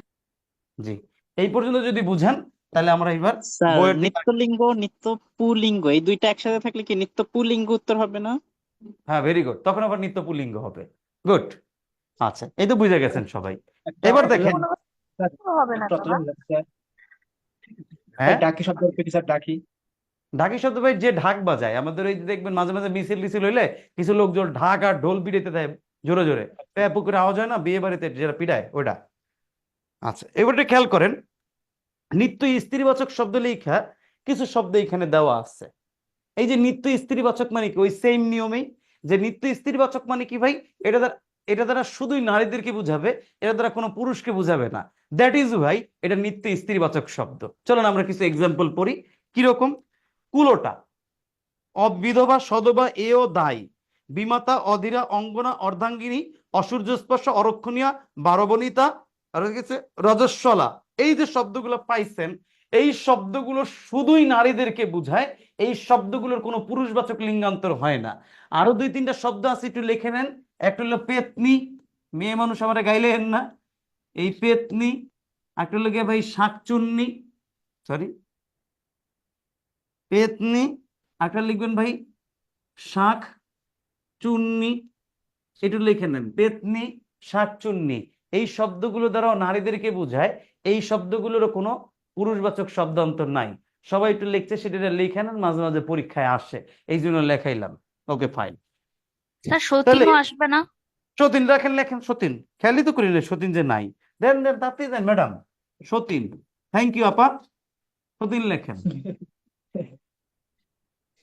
ভালো জিনিস, সতীন ভালো জিনিস, কিন্তু কোনো নারী চায় না তার জীবনে একটি সতীন আসুক। আমিও চাই না আমার বউয়ের জীবনে একটি সতীন আসুক, বলি আমিন। আপনাদের জীবনেও সতীন না আসুক, আমি বলি আমিন, আমিন। সুম্মা আমিন। ওইটাই কথা ভাই, বউকে ভালোবাসুন, কার বউ সেটা বড় কথা নয়, বুঝতে পারছেন, বাট বউকে এটা ভালো ছিল। ভাই অফলাইন ক্লাস হলে আরো মজা করি ভাই, এখানে তো করা যায় না। আর নারীদের উদ্দেশ্যে, স্বামীকে ভালোবাসুন, শুধু নিজের স্বামীকে, অন্য কোনো ব্যক্তির স্বামীকে না, সরি অন্য কোনো ব্যক্তির স্বামীকে না। Very good. আসেন এবার একটু দেখেন, কিছু শব্দে পুরুষ ও স্ত্রীবাচক শব্দ আছে যেটা উভয় লিঙ্গ হয়। এই উভয় লিঙ্গ মানে কি ভাই, যেটা দ্বারা পুরুষও বোঝায় নারীও বোঝায়। যেমন মানুষ, বেড়া মানুষ, বেডি মানুষ। শিশু, বেড়া শিশু, বেডি শিশু। বন্ধু, বেড়া বন্ধু, বেডি বন্ধু। সন্তান, বেড়া সন্তান, বেডি সন্তান। জন, বেড়া বেডি দুইটারই বোঝায়। অর্থাৎ এইবার আমি যে কথাটা কমু, এই 8 নাম্বার পুরুষ ও স্ত্রীবাচক উভয় লিঙ্গের পাশে আপনি আরেকটা কথা লিখে রাখবেন। কি কথা লিখবেন ভাই? সকল সমষ্টিবাচক বিশেষ্য। দ্যাট মিনস সকল সমষ্টিবাচক বিশেষ্যই উভয় লিঙ্গ হয়। কারণ আমি যদি বলি ক্লাস, ক্লাসে ছেলেও আছে মেয়েও আছে, উভয় লিঙ্গ। আমি যদি বলি জনতা মানে মিছিল, ছেলে মেয়ে উভয়ই আছে, মিছিলে উভয় আছে। আমি যদি বলি উকিল, ছেলেও উকিল হয় মেয়েও উকিল হয়। আমি যদি বলি আইনজীবী, ছেলেও হয় মেয়েও হয়। আমি যদি বলি পুলিশ, ছেলেও হয় মেয়েও হয়। দ্যাট ইজ ওয়াই এই সবগুলোই হলো সমষ্টিবাচক বিশেষ্য, বাংলায়, ইংলিশে বলে কালেকটিভ নাউন। আপনি লিখতে পারেন সকল সমষ্টিবাচক বিশেষ্য অর কালেকটিভ নাউন। এই কালেকটিভ নাউন যা আছে অথবা সমষ্টিবাচক বিশেষ্য বলে যা আছে সবগুলোই উভয় লিঙ্গ। এইটা একটু লিখে রাখেন। এই লিঙ্গের আমি যে 3-4টা কথা কইলাম, কত কত ভাই, 6, 7, 8, এরই বেশি ইম্পর্টেন্ট, এই জন্য এটা আমি কইলাম, আপনারা বুঝাই দিলাম, যেখানে প্যাচ লাগাইতেন ওটা আমি বুঝাই দিচ্ছি। আর বাকি যা আছে পড়বেন, তবে লেকচার শিটের পাশে ভাই অন্য কোনো বই দিয়ে পড়লে আরো ভালো করবেন। এই আমাদের এই বই বা লেকচার শিটের পাশে অন্য কোনো বই যদি থাকে সেটা থেকে মিক্স করে পড়বেন। আর নবম দশম শ্রেণীর বই যদি থাকে আমাদের বই এবং নবম দশম শ্রেণীর বই দুটো মিক্স করে পড়লেই এনাফ। আমি আপনাকে জাস্ট ডিফিকাল্ট যে অংশটা ছিল সেটা ধরাই দিচ্ছি। Okay fine. এরপর আপনি যদি দেখেন হ্যাঁ বলেন। নাবিক শব্দ পুংলিঙ্গ হবে? নাবিক শব্দ, এই যে নাবিক শব্দ যেটা আছে আপনি আগে একটু ইমাজিন করেন। পরীক্ষা হলে মাঝে মাঝে কিছু কোশ্চেন পাবেন যে কোশ্চেনগুলোর উত্তর আপনাকে মাঝে মাঝে বুদ্ধি খাটায় দিতে হবে। আমি আপনাকে সেটা দিচ্ছি, সমস্যা নাই। বাট আপনি একটু নিজে একটু খেয়াল করেন তো, নিজে ভাবেন যে নাবিক শব্দটা আপনার মতে কি হওয়া উচিত ছিল। এটার কি, এটার লিঙ্গান্তর হয় কিনা? নিত্য পুরুষবাচক। এটা তো লিঙ্গান্তর হয় না। আমি ওইটাই বলতে চাচ্ছিলাম ভাই, নাবিক শব্দতে কোনো লিঙ্গান্তর নাই। যখন দেখবেন কোনো শব্দের লিঙ্গান্তর হয় না তাহলে এটা হয় নিত্য পুরুষ হবে, নাহলে নিত্য নারী হবে। বাট নাবিক শব্দটা দ্বারা পুরুষকেই নির্দেশ করছে, দ্যাট ইজ এটা নিত্য পুল্লিঙ্গ বা নিত্য পুরুষবাচক শব্দ। আচ্ছা, এরপরে আমরা যেটা একটু খেয়াল বলেন। একটা প্রশ্ন ছিল স্যার, এখানে একটা স্যার শব্দ আছে শিল্পী স্যার, এই শিল্পীকে আমরা স্যার এটাকে উভয়লিঙ্গ না বলে স্যার শিল্পী, এটাকে শিল্পী স্ত্রীলিঙ্গ ভাই, বলা যাবে না? শিল্পী ভাই উভয় লিঙ্গ হবে ভাই, উভয় লিঙ্গ। তবে কিছু ক্ষেত্রে পুরুষ শিল্পী মহিলা শিল্পী এটা বলতে পারে, এটা এমসিকিউর অপশন দেখে উত্তর করবেন। বাট শিল্পী বেসিক্যালি এটা উভয় লিঙ্গ হয়, ছেলেও হয় মেয়েও হয়। সকলে এবার এটা আমার সাথে একটু খেয়াল করেন তো ভাই, আপনাদের বিগত সালের ব্যাংক প্রশ্ন বলে একটা জায়গা আছে, যেহেতু আমরা ব্যাংকে পরীক্ষা দেবো আগে ব্যাংকের কোশ্চেনটা দেখি। আপনাদের বইয়ে, আমার বইয়ে 26টা বার, আপনাদের বইয়ে কত নাম্বার পেজ আমি জানি না। বিগত সালের ব্যাংক প্রশ্ন সবাই জান। ওখানে যে দেখেন তো একটা শব্দ পাইছেন কিনা, মহিয়ান শব্দের স্ত্রী মানে মহিয়ান শব্দের স্ত্রীবাচক শব্দ কোনটি, এটা পড়তে হবে। বা এটা কোনটা একটু কোন তো ভাই, একটু খেয়াল করেন তো। মহিয়সী। মহিষী। হ্যাঁ, মহিয়ান থেকে মহিষান, এটা যদি ভিতরে না পড়েন তাহলে তো পারবেন না। তারপর 2 নম্বর কোশ্চেন, বিধবা শব্দের বিপরীত লিঙ্গ কি? ভেরি বিপত্নিক। গুড, এটা দেখলে বোঝা যাচ্ছে। এই দুইটা কোশ্চেন দেখেন, 1 আর 2, এই দুইটা কোশ্চেন। আর একটা কোশ্চেন আছে ব্যাংকে, যেমন আছে কি দেখেন কি করছে কোশ্চেনটা, নিচের কোন স্ত্রীবাচক শব্দে 2টি পুরুষবাচক শব্দ রয়েছে। এই কোশ্চেনটার পাশে আগে 2টা স্টার মার্ক মারেন, আগে এই কোশ্চেনটার পাশে 2টা স্টার মার্ক মারেন। প্রবাসী ননদ। কল্যাণ ব্যাংকিং, আপনার সেটা বলতেছি আগে নিচের কোন স্ত্রীবাচক শব্দে 2টি পুরুষবাচক শব্দ আছে। আপনাকে যে বললাম না নবম দশম শ্রেণীর বাংলা বইটা সেকেন্ড পেপার, ওইখানে আবার পাবেন, ওইটা পান বা অন্য কোনো বই থাকলে সেখান থেকে আরো অনেক এক্সাম্পল আছে। দুইটা যেমন কি এখানে দেখেন, ভাসুর আর দেবর? হ্যাঁ আমি একটু বলি বুঝাচ্ছি, আগে এটা স্টার মার্ক দিচ্ছেন তারপর বলি। আপনাকে বলছি দেখেন নিচের কোন স্ত্রীবাচক শব্দে 2টি পুরুষবাচক শব্দ রয়েছে। এবার প্রথম ধরে ধরে পড়ি, কবিরাজ এটা হবে না, এটা হবে নিত্য পুল্লিঙ্গ, এটা তো আমরা জানি। ননদ, এই যে ননদ যে শব্দটা, একটা লেগে ভাই দেখেন ননদ শব্দের একটা লিঙ্গান্তর ননদী, আর একটা লেগিয়া দেবর আছে যিনি দেবর, অর্থাৎ ননদ থেকে ননদী, আর একটা হলো দেবর। যেমন ধরেন ভবিষ্যতে আমি যদি একটু এক্সাম্পল দিয়ে বলি, আমাদের এখানে যে নারীরা আছেন, ইমাজিন করেন আপনার কোনো একটা জায়গায় বিয়ে হয়েছে, আপনার স্বামীর ছোট ভাইও আছে ছোট বোনও আছে। তাহলে ছোট ভাই আপনার কি হবে ভাই, দেবর হবে। ছোট বোন আপনার কি হবে ভাই, ননদ হবে। তাহলে এই দেখেন একটা শব্দের 2টা লিঙ্গান্তর হয়, এইটা একটু এরকম হয়। আর এই শব্দগুলো আরো পাবেন অনেকগুলো, এগুলো আপনাদের ওই 9-10-এর বই থেকে পড়তে পারেন বা অন্য কোনো বই থাকলে সেখান থেকে মিলাই পড়তে পারেন। আশা করি বুঝাইতে পারছি, বুঝতে পারছেন ভাই সবাই? স্যার ননদী কি পুরুষবাচক? এখানে এখানে যে লেখা দুটো পুরুষবাচক শব্দ। আচ্ছা, 2টি পুরুষবাচক শব্দ মানে কি, আপনার এখানে লিঙ্গান্তরের নিয়মেই বলছে এরকম। যেমন ননদ থেকে হয় ননদী, আর একটা হলো গিয়া আপনার যেটা হলো গিয়া একটা হলো দেবর, বুঝতে পারছেন? স্বাভাবিক লিঙ্গান্তর হয় ননদ থেকে ননদী, আর একটা হলো ননদ শব্দের যেটা হয়েছে এখান থেকে দেবর হয়, আর একটা হলো ভাসুর। যেহেতু পুরুষবাচক বলছে, দেবর আর ভাসুরকে আপনি কাউন্ট করতে পারেন। বাট স্বাভাবিক লিঙ্গান্তর নিবে ননদ থেকে হয় ননদী, আর একটা হলো দেবর। বুঝাইতে পারছি ভাই?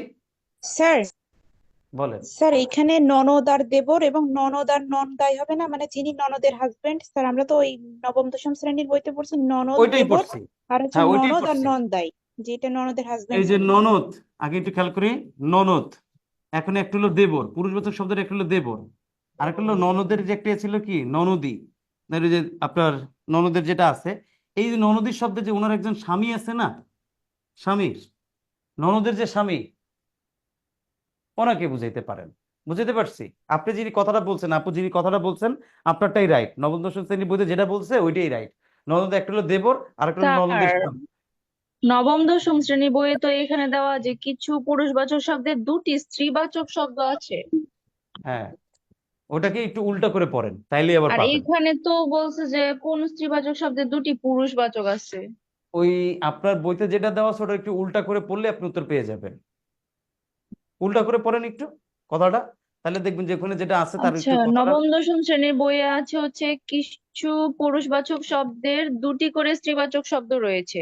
যেমন যেমন একটা দেবর, দেবর থেকে ননদ, ননদের দুইটা স্ত্রীবাচক, একটা হচ্ছে গিয়ে দেবরের বোন, হুম, আরেকজন হচ্ছে গিয়ে যা দেবরের স্ত্রী।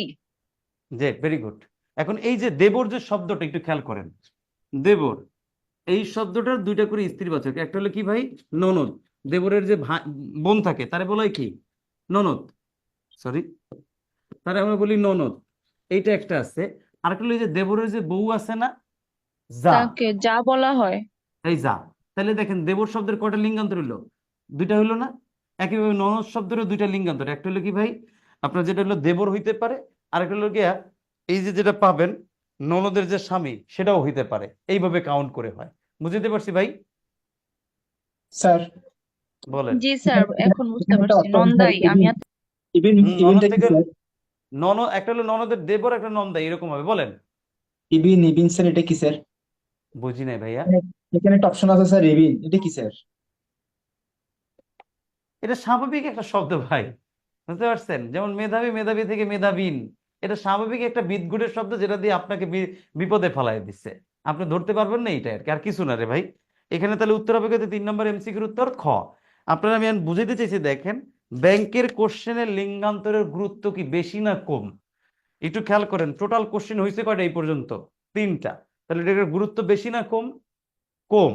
এখন কম হোক আর বেশি হোক, কোশ্চেন তো আসছে, দ্যাট মিনস এইটা এইখান থেকে পড়ার পাশাপাশি ওই যে নবম দশম শ্রেণীর যে বইটা আছে না, আপু মনে হয় নবম দশম শ্রেণীর বইটা ওনার সামনে আছে, আমি যদি ভুল না করি, আছে? যিনি আমাকে একটু আগে বললেন। জি স্যার। Very good. এই দুইটা বই মিক্স করে পড়লে হয়ে যাবে, বুঝতে পারছি? আর বাকি এই টপিক পড়ার পর আর ওই নবম দশম শ্রেণীর বই টপিক পড়ার পর এখানে যত এমসিকিউ আছে প্র্যাকটিস করবেন, দেখবেন পরীক্ষা আসবে। বাট আপনার পরীক্ষায় যে কোশ্চেনটা আসবে আপনি মিলাই নেন। 2023-এ যদি বাংলাদেশ ব্যাংকের এডি অথবা 2022 সাল ভিত্তিক আপনার সমন্বিত ব্যাংকের সিনিয়র অফিসার বা এই অফিসার সেই অফিসার, এটা যদি আসে, আপনার যদি লিঙ্গান্তর থেকে কোশ্চেন করে, কোশ্চেন করবেন এটি নিচের কোনটি নিত্য স্ত্রীবাচক শব্দ, নিচের কোনটি নিত্য পুরুষবাচক শব্দ, এইখান থেকে কোশ্চেন আসবে, আপনি একটু মিলাই নিয়েন। Okay fine. তাহলে লিঙ্গান্তর জিনিসটা কি করতে হবে ভাই? বাকিটা বাসায় পড়তে হবে। এই পর্যন্ত কি বুঝাইতে পারছি ভাই? আমাদের টপিক গেল কয়টা? দুইটা। জি একটা গেল বুঝতে কি, পারছি। একটা গেল উপসর্গ আর একটা গেল কি ভাই? উপসর্গ আর একটা হচ্ছে লিঙ্গান্ত। লিঙ্গান্তর। এইবার আমরা যেটা পড়বো ভাই, এটা হলো কি আমাদের ধীরোক্ত। আর ধীরোক্ত পড়ার পরেই আমরা 1 নম্বর লেকচারে যে টপিকটা বাদ দিছিলাম শব্দের শ্রেণীবিভাগ, সরি ধ্বনি পরিবর্তন, ওটা পড়বো। ওকে ফাইন, চলুন এবার আমরা সবাই পৃষ্ঠায় যাই। পৃষ্ঠা নাম্বার, ধীরোক্ত শব্দ কত নম্বর আছে? আমার বইয়ে 20 নম্বর পেজে, আপনাদের বইয়ে কত নম্বর পেজে আমি জানি না। 18 নম্বর পেজ। 18 নম্বর পেজে যান সবাই। গেছি, এবার একটু সবাই মনোযোগ দিয়ে শুনি। এই ধীরোক্ত কথাটার অর্থ হলো ভাই দুইবার উক্ত। কোন একটা শব্দ একবার উচ্চারিত হলে যে অর্থ প্রকাশ করে, শব্দটা দুইবার উচ্চারিত হলে তার চেয়ে ব্যতিক্রম ধর্মী অর্থ প্রকাশ করে, আর এইটাকেই বলা হয় ধীরোক্ত। এক্সাম্পল হিসেবে যদি একটু খেয়াল করি, আমি একটা বাক্য লিখলাম, আমার জ্বর হয়েছে, একটা। আর একটা হলো আমি আজ জ্বর জ্বর বোধ করছি, এইটা আর একটা পড়াচ্ছি লিখে লিখছি। এই যে জ্বর জ্বর বোধ করছি, একটু খেয়াল করেন তো ভাই, আমার জ্বর হয়েছে, এই প্রথম বাক্যটা যদি আমি খেয়াল করি, এই বাক্যটার অর্থ দাঁড়ায় কি ভাই? আমার জ্বর হয়ে গেছে। বাট সেকেন্ড বাক্যটা দেখেন, যেটা বলছি আমি আজ জ্বর জ্বর বোধ করছি, এই জ্বর জ্বর কথাটা দুইবার ব্যবহার করার ফলে বাক্যটার অর্থ চেঞ্জ হয়ে গেছে। এর অর্থ দাঁড়াইছে আমি আজ জ্বর জ্বর বোধ করছি, মানে আমার জ্বর হয় নাই, জ্বর হইতে পারে, সামান্য অর্থ বুঝাইছে। এই যে সামান্য অর্থে বুঝাইছে, এটাকেই বলা হয় ধীরোক্ত। তার মানে আমি প্রথমেই বলছি ধীরোক্ত মানে দুইবার উক্ত। কোন একটা শব্দ একবার উচ্চারিত না হলে শব্দটা দুইবার উচ্চারিত হবে, এই দুইবার উচ্চারিত হলে অর্থ যদি চেঞ্জ হয়ে যায় তাকে আমরা ধীরোক্ত বলি। যেমন আমার জ্বর হয়েছে, কথার অর্থ জ্বর হয়ে গেছে। আমি আজ জ্বর জ্বর বোধ করছি, কথার অর্থ জ্বর হয় নাই, জ্বর আসতে পারে, এইটাকে বলা হয় ধীরোক্ত। এতটুকু কি বুঝতে পারছি ভাই? জি স্যার। বুঝতে পারছি। এর পরেরটা যদি বলি, দ্বিরুক্ত শব্দ 3 প্রকার, এইখান থেকে অনেক কিছু বোঝার আছে। একটা হলো ভাই শব্দের দ্বিরুক্তি, একটা হলো শব্দের দ্বিরুক্তি, 2 নম্বরটা আমরা পাই ভাই পদের দ্বিরুক্তি, 3 নম্বরটা আপনি পাবেন যেটা অনুকার বা ধন্যাত্মক দ্বিরুক্তি। তাহলে একটু খেয়াল করেন তো, আপনাকে যদি কোশ্চেন করা হয় ভাই দ্বিরুক্তি কয় প্রকার, 1 নম্বরটা শব্দের দ্বিরুক্তি, 2 নম্বরটা পদের দ্বিরুক্তি, 3 নম্বরটা অনুকার বা ধন্যাত্মক। এটার একটা স্ক্রিনশট নেন, কারণ এটা বইতে নাই, আমার বইতে নাই, আপনাদের হয়তো বা বইতে থাকতে পারে। স্ক্রিনশট নেওয়া শেষ হইলে এইবার খেয়াল করবেন শব্দের দ্বিরুক্তি আর পদের দ্বিরুক্তি কারে বলে, এইটা একটু যদি আমি বলি, একটা 2টা সংজ্ঞা লিখবো, সংজ্ঞা 2টা সবাই স্ক্রিনশট নেবেন। শব্দের দ্বিরুক্তি 1 নম্বর লিখলাম, কোন শব্দে যদি বিভক্তি না থাকে তাহলে তা শব্দের দ্বিরুক্তি। কিন্তু শব্দে বিভক্তি থাকলে তা পদের দ্বিরুক্তি।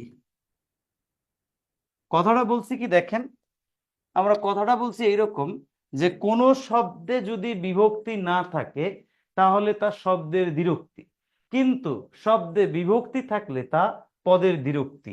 এই যে কথাটা লিখছে এটার আগে একটা স্ক্রিনশট নেন, এটার একটা স্ক্রিনশট নেওয়া শেষ মনে হয়। নেওয়া শেষ হইলে আপনাদের বইয়ে পৃষ্ঠা নাম্বার কত হইতে পারে একটু খেয়াল করি, কারক বিভক্তি। আচ্ছা, ওটা বইয়ে খেয়াল করা লাগবে না, আমি লিখেই দিচ্ছি। এটা একটা স্ক্রিনশট নেওয়া শেষ। এবার সবাই আমার সাথে একটু বলেন তো স্যার 3 বিভক্তি, প্রকার, স্যার 3 প্রকার কি জন্য বলছিলেন? শব্দের দ্বিরুক্তি, পদের দ্বিরুক্তি, আর একটা অনুকার বা ধনাত্মক দ্বিরুক্তি, এই পর্যন্ত বলছিলাম,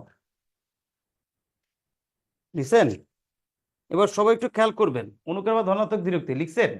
এবার দেখেন আমি যেটা বললাম লিখছে, এখানে একটা স্ক্রিনশট নেন। কোন শব্দে যদি বিভক্তি না থাকে তাহলে তা শব্দের দ্বিরুক্তি, কিন্তু শব্দে বিভক্তি থাকলে তা পদের দ্বিরুক্তি। এটার একটা স্ক্রিনশট নেন। আশা করি স্ক্রিনশট নেওয়া শেষ, যদি ভুল না করি। নেওয়া শেষ স্ক্রিনশট? জি জি স্যার, আমার শেষ। Okay fine. স্ক্রিনশট নেওয়া হলে এবার একটু খেয়াল করবেন, আমি আপনার কোশ্চেন করি, আমার একটু কোশ্চেনের উত্তর দিয়ে। ভাই বিভক্তি কয় প্রকার? উত্তর 2 প্রকার। একটা হলো 2 প্রকার, বিভক্তি হলো 2 প্রকার, বিভক্তি।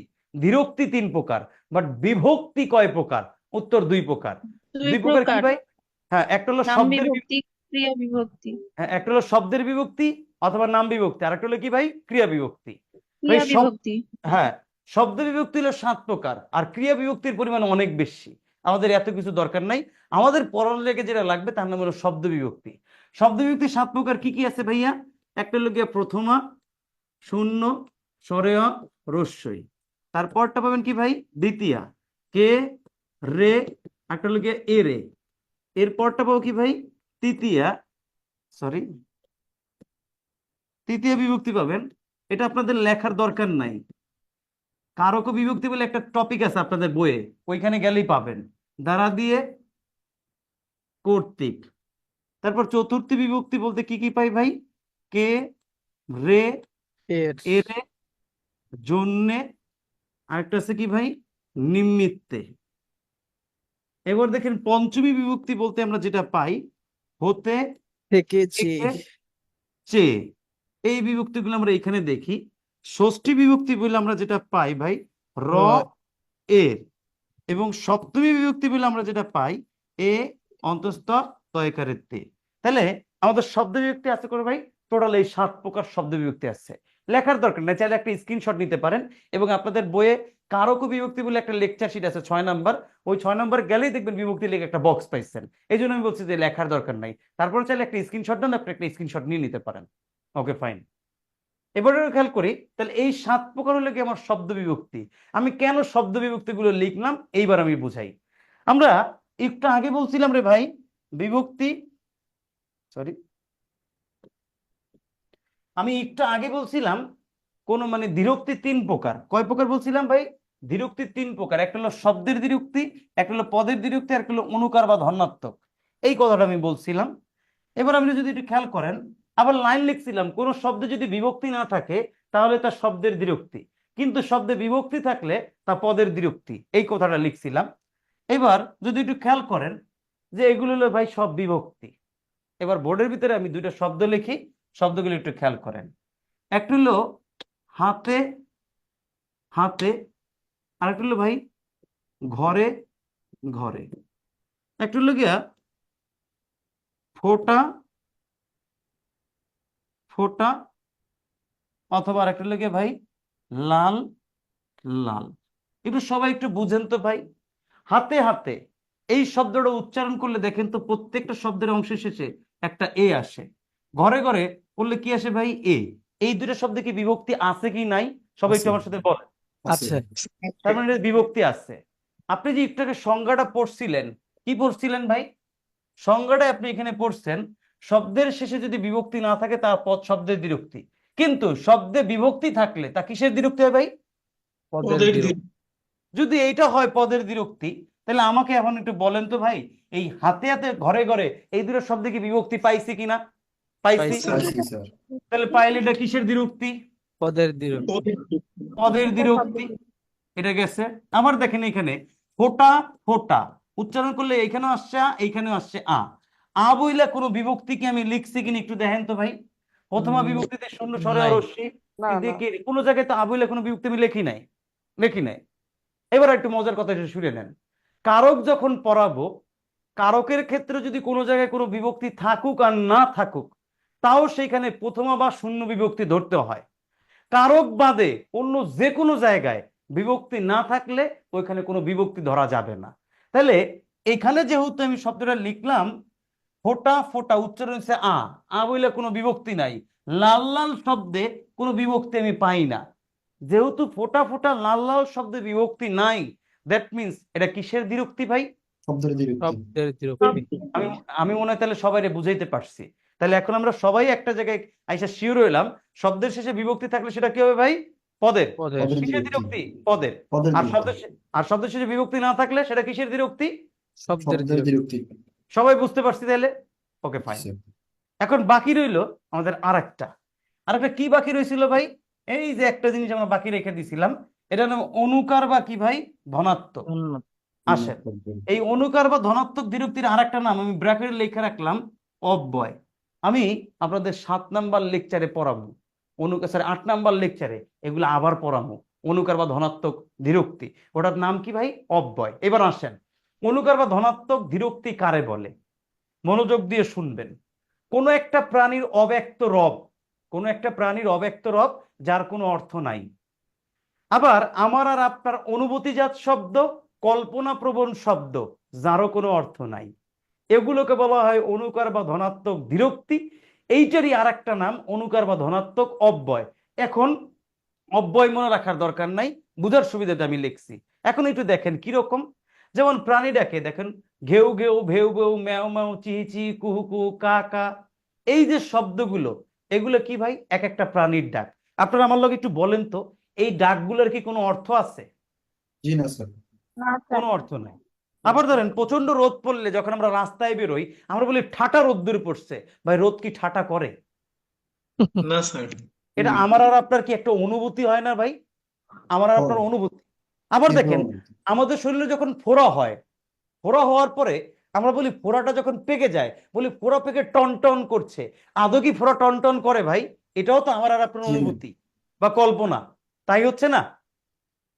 জি স্যার। তাই হচ্ছে। তাহলে এবার আমার সাথে একটু স্বীকার করেন, ঘেউ ঘেউ ভেউ ভেউ ম্যাও ম্যাও চি চি কু কু কা কা হন হন ভন ভন পন পন শন শন ঠাটা, তারপর রিমঝিম, এই শব্দগুলোর কি কোনো অর্থ আছে ভাই? নাই। জি না। যেহেতু নাই, তাহলে এই ঘেউ ঘেউ ভেউ ভেউ ম্যাও ম্যাও চি চি কু কু কা কা ঠাটা হন হন বন বন পন পন শন শন রিমঝিম, এই শব্দগুলোকে বলা হয় অনুকার বা ধনাত্মক দ্বিরুক্তি। আমি কি বুঝাইতে পারছি কিনা? স্যার এটাকে স্যার ধনাত্মক বলা হয় কেন স্যার?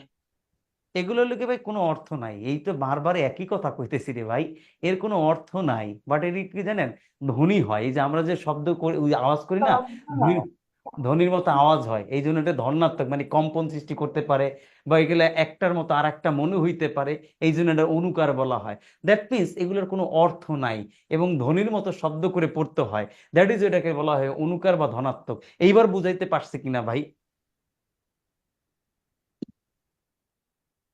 যিনি স্যার কোশ্চেন করছেন, এগুলোর হ্যাঁ মধ্যে বল। স্যার বিপরীত আছে স্যার? এগুলোর মধ্যে কি হ্যাঁ, স্যার বিপরীত আছে স্যার? বিপরীত আছে স্যার? বিপরীত আছে স্যার? আমি আপনার কথা বুঝি নাই, কথা কেটে কেটে আসছে। না স্যার, এগুলোর মধ্যে কি স্যার বিপরীত আছে স্যার? মানে শব্দগুলোর মধ্যে? এই শব্দগুলোর ভিতরে বিভক্তি আছে কিনা, তাই না? না না, বিপরীত স্যার, বিপরীত বিপরীত আছে স্যার। মানে একটার বিপরীত একটা আছে স্যার। ও আচ্ছা, একটার বিপরীত আর একটা আছে কিনা? জি স্যার, জি স্যার, এরকম আছে স্যার। যেরকম কিরকম এক্সাম্পল বলেন তো একটু শুনি, আপনি কিরকম কি বলতেছেন সেটা যেমন দেখি। আমরা যে বলি ফানি টানি এরকম বলি না স্যার? ও আচ্ছা আচ্ছা, ভেরি গুড, এইবার বুঝতে পারছি। ওটাকে বলা হয় ভাই যুগ্ম রীতির দ্বিরুক্তি। একই শব্দের হালকা বা কিঞ্চিত পরিবর্তন করে যদি দ্বিরুক্তি হয়, তাকে বলা হয় যুগ্ম রীতির দ্বিরুক্তি। যেমন চাটা, বইটই, ফানি জি স্যার। টানি, আমটাম, বুঝতে পারছেন? এই জিনিসগুলোকে বলা হয় যুগ্ম রীতির দ্বিরুক্তি। কি দ্বিরুক্তি বলা হয় ভাই? যুগ্ম রীতির। এটা এরকম। এখন আমাকে একটু বলেন, আমি যদি বলি ভাই আপনাকে, এই যে তিনটা শব্দ দিলাম, আমার একটু সবাই খেয়াল করবেন। ঘরে ঘরে, এরপরে লেগে লাল লাল, এরপরে লেগে ভাই ঘেউ ঘেউ। বুঝতে পারছি? এখন আপনাকে প্রশ্ন যদি করে ঘরে ঘরে কোন দ্বিরুক্তি, আপনি উত্তর কি দিবেন? পদের বিরক্তি। পদের দ্বিরুক্তি। আচ্ছা, লাল লাল যদি বলে তাহলে আপনি কি দ্বিরুক্তি উত্তর দিবেন? শব্দের শব্দের বিরক্তি। দ্বিরুক্তি। ঘেউ ঘেউ যদি বলে তাহলে কি উত্তর দিবেন ভাই? অনুকার অনুকার অনুকার বা ধনাত্মক, ধনাত্মক, যেটা তাই থাকবে। দিবেন। যদি দিবেন, আচ্ছা, এটা বুঝতে পারছি, যেটা থাকবে সেটাই দিবেন। চলেন এবার আমি আপনার সাথে একটা এমসিকিউ দিই, একটু খেয়াল করেন। আর দ্বিরুক্তি থেকে কোশ্চেন কিরকম আসে আগে এটা একটু বলে নিই। দ্বিরুক্তি থেকে দুই ধরনের কোশ্চেন আসে। প্রথম কোশ্চেন, ঘরে ঘরে কোন দ্বিরুক্তি, লাল লাল কোন দ্বিরুক্তি, ঘেউ ঘেউ কোন দ্বিরুক্তি, এটা হলো এক ধরনের কোশ্চেন। সেকেন্ড টাইপ কোশ্চেন, একটা বাক্য দিয়ে দিবে। ধরেন আমি আর জ্বর জ্বর বোধ করছি, এই বাক্যটা দিয়ে দিবে। এই বাক্যটা দিয়ে আপনাকে বলবে এই বাক্যে দ্বিরুক্তিটা কোন অর্থে ব্যবহার করা হয়েছে, তখন আবার এটা হবে সামান্য অর্থে। এই দুই ধরনের কোশ্চেন দ্বিরুক্তি থেকে পরীক্ষায় আসে।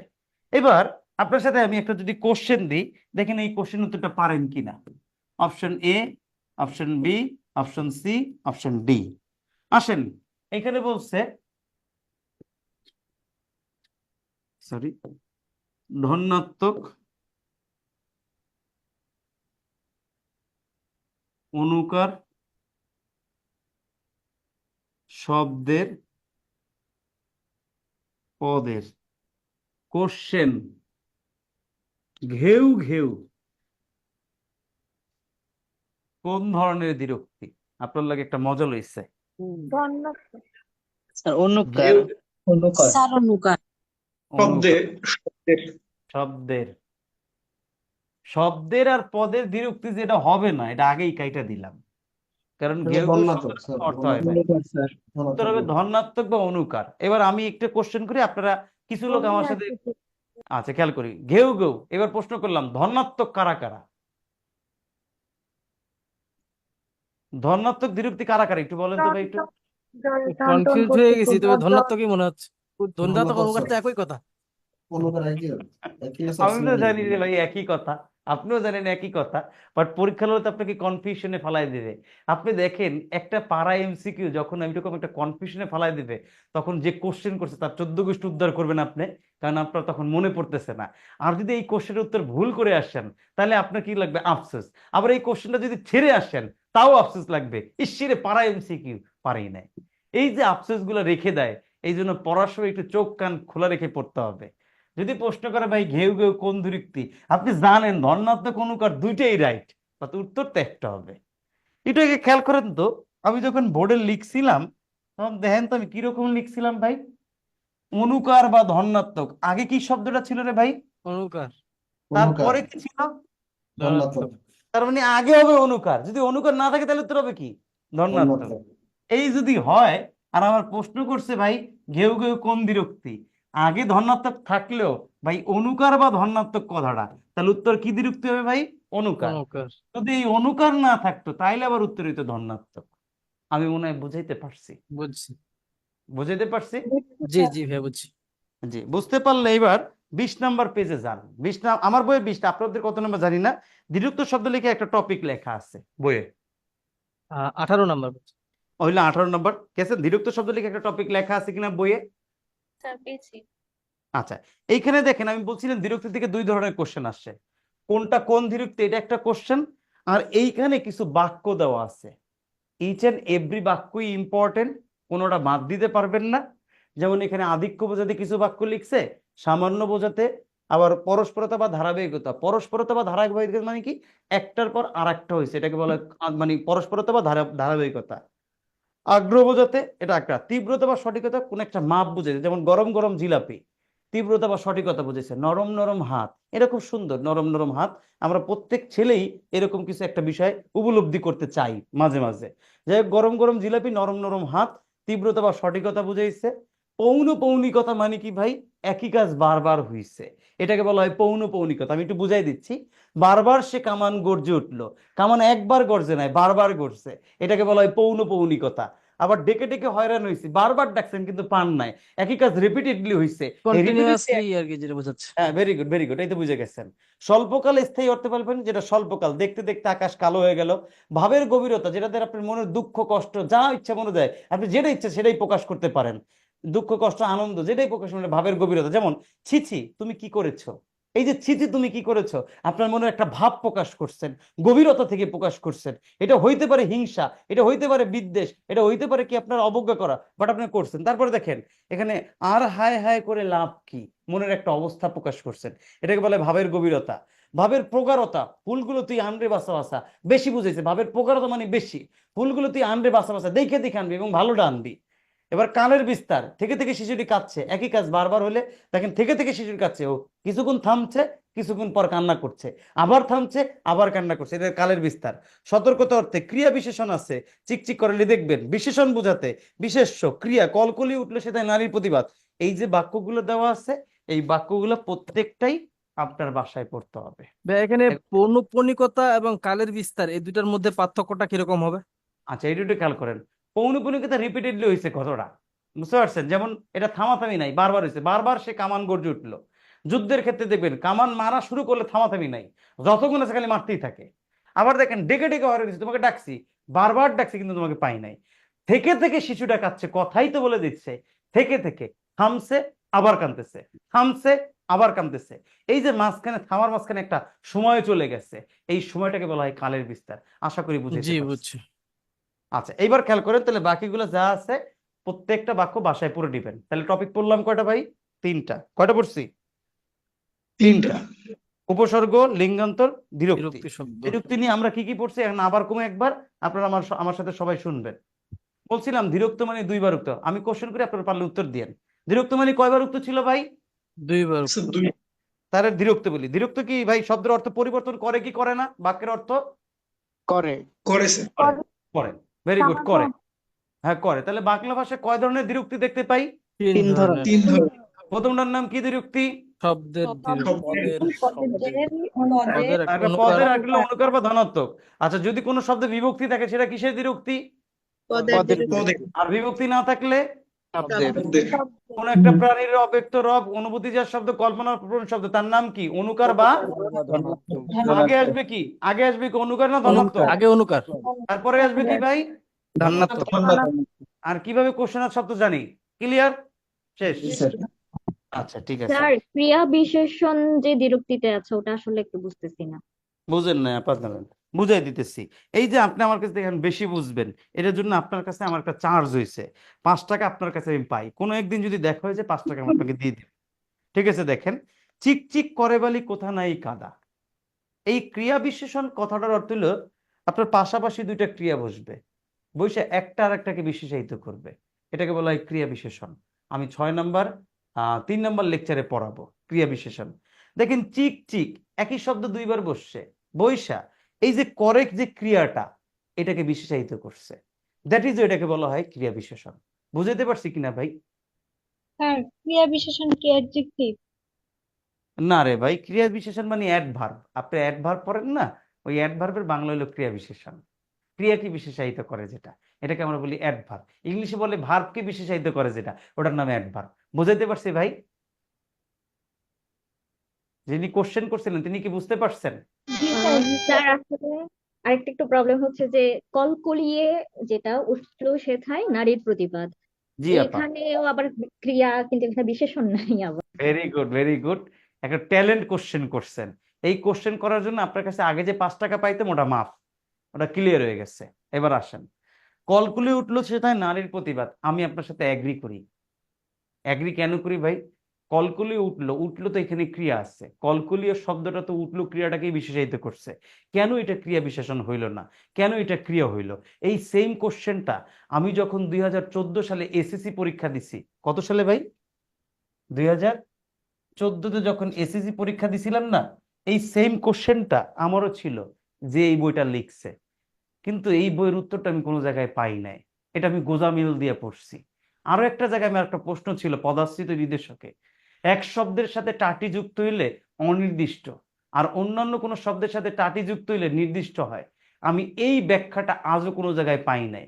যেমন সেখানে একটা এক্সাম্পল দিছিলাম, একটি দেশ সে যেমনই হোক দেখতে, কোন দেশ সেই কথা বলে নাই, এই জন্য এটা অনির্দিষ্ট হয়েছে। আবার দুইটি দেশ সে যেমনই হোক দেখতে, এইটা আবার নির্দিষ্ট হয়েছে। কেন? এইখানে নাকি দুইটি দ্বারা পরিমাণ বুঝাইছে। তাহলে আগের যে বাক্যটা ছিল একটি, এটা দ্বারাও তো এটা তো পরিমাণ পরিমাণ বুঝাইছে। ছিল। তাহলে এটা কেমনে হইলো ভাই? এই যে গোজামিলের নিয়মটা যে আমাকে শিখাইলো, আমি আমার টিচারের কাছ থেকে উত্তর পাই নাই, এবং যে বেটায় বই লিখছে এই বেটাটা যদি পাইতাম আর আমি জিগাইতাম আপনি এটা কেন লিখছেন, কারণ এটা তো আমার বোধে আসে না, জ্ঞানে আসে না। বুঝতে পারছেন? এই ঠিক একইভাবে কলকুলি উঠলো সেটা নারী প্রতিবাদ। আমি আপনি আমাদের সকলের রেশনাল চিন্তায় এটাকে বলা হয় ক্রিয়া বিশেষণ, বাট এটাকে স্যার একটা প্রশ্ন ছিল স্যার। বলেন। স্যার 4 নম্বরটা ও দাদা দাদা বলে কাঁদছে। হ্যাঁ, ও দাদা দাদা বলে কাঁদছে। আপনি বউ বউ করেও কাঁদতে পারেন। ধরেন আপনার ক্ষেত্রে যদি বলি, না, ছেলেটি বউ বউ করে এটা কাঁদছে। স্যার, না স্যার, এটা কি এটা তো স্যার ফোনাফোনি খাওয়ার কথা ছিল স্যার। কি হওয়ার কথা ছিল ভাইয়া? ও দাদা দাদা বলে, ফোনাফোনি স্যার। আচ্ছা ও দাদা দাদা বলে কাঁদছে, কথা খারাপ বলেন নাই, ভালোই বলছেন। এখন এই দাদা দাদা বলে কাঁদছে এটাও কথা সত্য, কিন্তু ব্যাক টু হলো এই পৌনপৌনিকতা দেখেন। ও দাদা দাদা বলে কাঁদছে মানে কি? একই কাজ বারবার করতেছে, কতক্ষণ কাটছে এটার কোনো সময় নাই।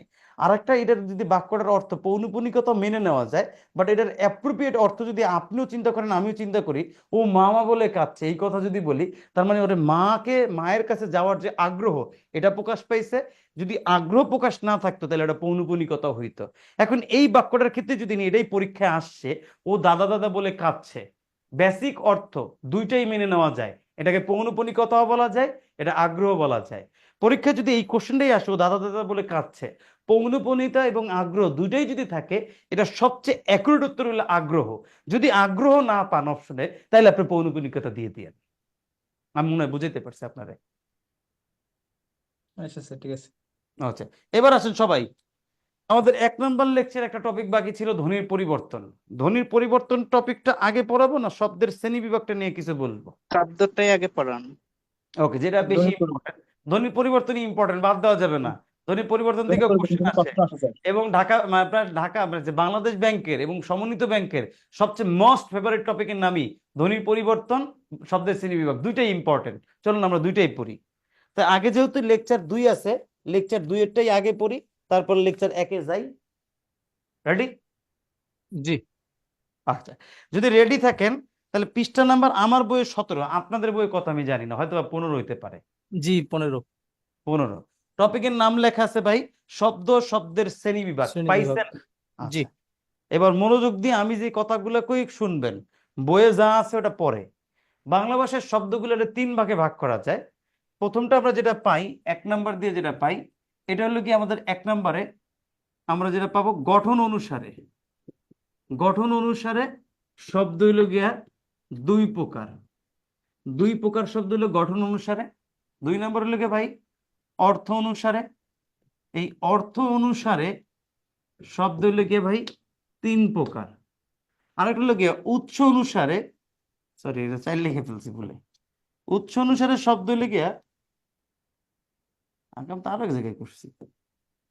আচ্ছা, উৎস অনুসারে শব্দ হলো উৎস, এই উৎস অনুসারে শব্দ হলে গিয়ে ভাই 5 প্রকার। আপনাদের অনেকের মনে একটা প্রশ্ন আছে, ভাই নতুন বইতে তো উৎস অনুসারে প্রশ্ন দেওয়া মানে শব্দ দেওয়া আছে 4 প্রকার, তাহলে আমি কি 4 দেবো না 5 দেব? এই যদি আপনার কথা হয়, আপনার উত্তর হবে ভাই উৎস অনুসারে শব্দ 5 প্রকার দিবেন, কারণ 2025 সাল থেকে 2012 সালের পড়ায় ফিরে যাবে। যেহেতু 2012 সালের পড়ায় ফিরে যাবে, দ্যাট ইজ আপনাকে উত্তর করতে হবে ভাই উৎস অনুসারে শব্দ 5 প্রকার। আর বেসিক্যালি আপনাকে যদি কোশ্চেন করে বাংলা ভাষার শব্দ ভান্ডারকে কয় ভাগে ভাগ করা যায়, উত্তর হলো 3 3 ভাগে। ভাগ। প্রথমটার নাম কি ভাই? গঠন অনুসারে। গঠন, গঠন অনুসারে 2 ভাগে উৎস। ভাগ করে। তারপর হলো অর্থ অনুসারে কয় ভাগে ভাই? 3 ভাগে। আর উৎস অনুসারে কয় ভাগে ভাগ করে ভাই? 5 ভাগে। এই হলো ভাগ বা প্রকারভেদ, এইটা আপনি জানেন। এবার বইয়ের, আমার বইয়ের পৃষ্ঠা নম্বর হলো 19, আপনাদের বই হয়তো পৃষ্ঠা নম্বর হতে পারে 17। দেখেন তো ভাই গঠনমূলক শব্দের শ্রেণী বিয়োগ বলে কিছু পাইছেন কিনা? স্যার পাইছেন? আচ্ছা, আপনাদের সকলের উদ্দেশ্যে বলি, অলরেডি 1 ঘন্টার উপরে ক্লাস হয়ে গেছে। আপনাদের হয়তো বা বিরক্ত লাগতে পারে এতক্ষণ ক্লাসে থাকতে। অফলাইন ক্লাসে থাকলে বিরক্ত লাগে না, অনলাইনে লাগে। বাট আমি চেষ্টা করতেছি সুন্দর করে বুঝে আপনার আনন্দ সহকারে পড়ানোর। আপনারা যারা আছেন আমার সাথে একটু রেসপন্স করেন, বুঝতে পারছি? Response sir. করলে আমার ভালো লাগবে। জি অন্তত স্যার। যদি আমি লেকচার 2 শেষ করতে পারি আমার ভালো লাগবে। লেকচার 1-এর একটা অংশ বাকি আছে, সেটাও শেষ করবো কিছুটা। তাহলে আমার সাথে একটু সহযোগিতা করেন। আমার নিজেরও কিন্তু ভাই 2 ঘন্টা এই দাঁড়ায় ক্লাস নিতে আপনাদের দেখি না, নিতে ভাল লাগে না। বাট আমাকে একটু উৎসাহ দেন, আপনারা উত্তর কোশ্চেন করলে উত্তর দিয়েন। আমার রিকোয়েস্ট, আমার সাথে আগামী 30-40 মিনিট থাকেন, পুরো টপিক 2টাই শেষ হয়ে যাবে। একটু কষ্ট করে থাকেন। জি হ্যাঁ, স্যার। জি। চাইলে জি স্যার 2 স্যার। মিনিট পানির ব্রেক নিতে পারেন, পানি খেয়ে আসেন 2 মিনিট। না না না, আমার পানি খাওয়া লাগবে না, আমি খুব এনার্জেটিক আপু। আমি দিনে 6টা ক্লাস নিই 12 ঘন্টা, সকাল 7টা শুরু করে সন্ধ্যা 7টা, তারপর আবার রাত 9টা আবার অনলাইন। টোটাল মিলে 12 ঘন্টা ক্লাস নিই। আমি প্রচুর এনার্জেটিক একটা পার্সন, আমার পানি লাগবে না। রেডি? আপনি বলছেন, ধন্যবাদ। গঠন অনুসারে বাংলা ভাষার শব্দকে 2 ভাগে ভাগ করা যায়। একটার নাম মৌলিক শব্দ, সরি, আচ্ছা, একটার নাম মৌলিক শব্দ, আর একটার নাম ভাই 2 নম্বর যদি বলি সাধিত শব্দ। এবার যৌগিক না ভাই, সাধিত শব্দ। সবাই আমার কথাগুলো একটু শুনেন। মৌলিক শব্দ কারে বলে? যে শব্দকে ভাঙা যায় না, বিশ্লেষণ করা যায় না, তাকে বলা হয় মৌলিক শব্দ। কিরকম? আপনাদের বইয়ের দিকে তাকান, বইয়ের দিকে তাকায় দেখেন মৌলিক শব্দ বইলা আপনি কিছু শব্দ এখানে পাইছেন। কি কি পাইছেন দেখেন। এই মৌলিক শব্দ বইলে পাইছেন গোলাপ, এবার পাবেন নাক, কান, হাত, পা, চোখ ইত্যাদি পাইতে পারেন। ধরেন ফুল, কলম, এবার ধরেন, মেঘ।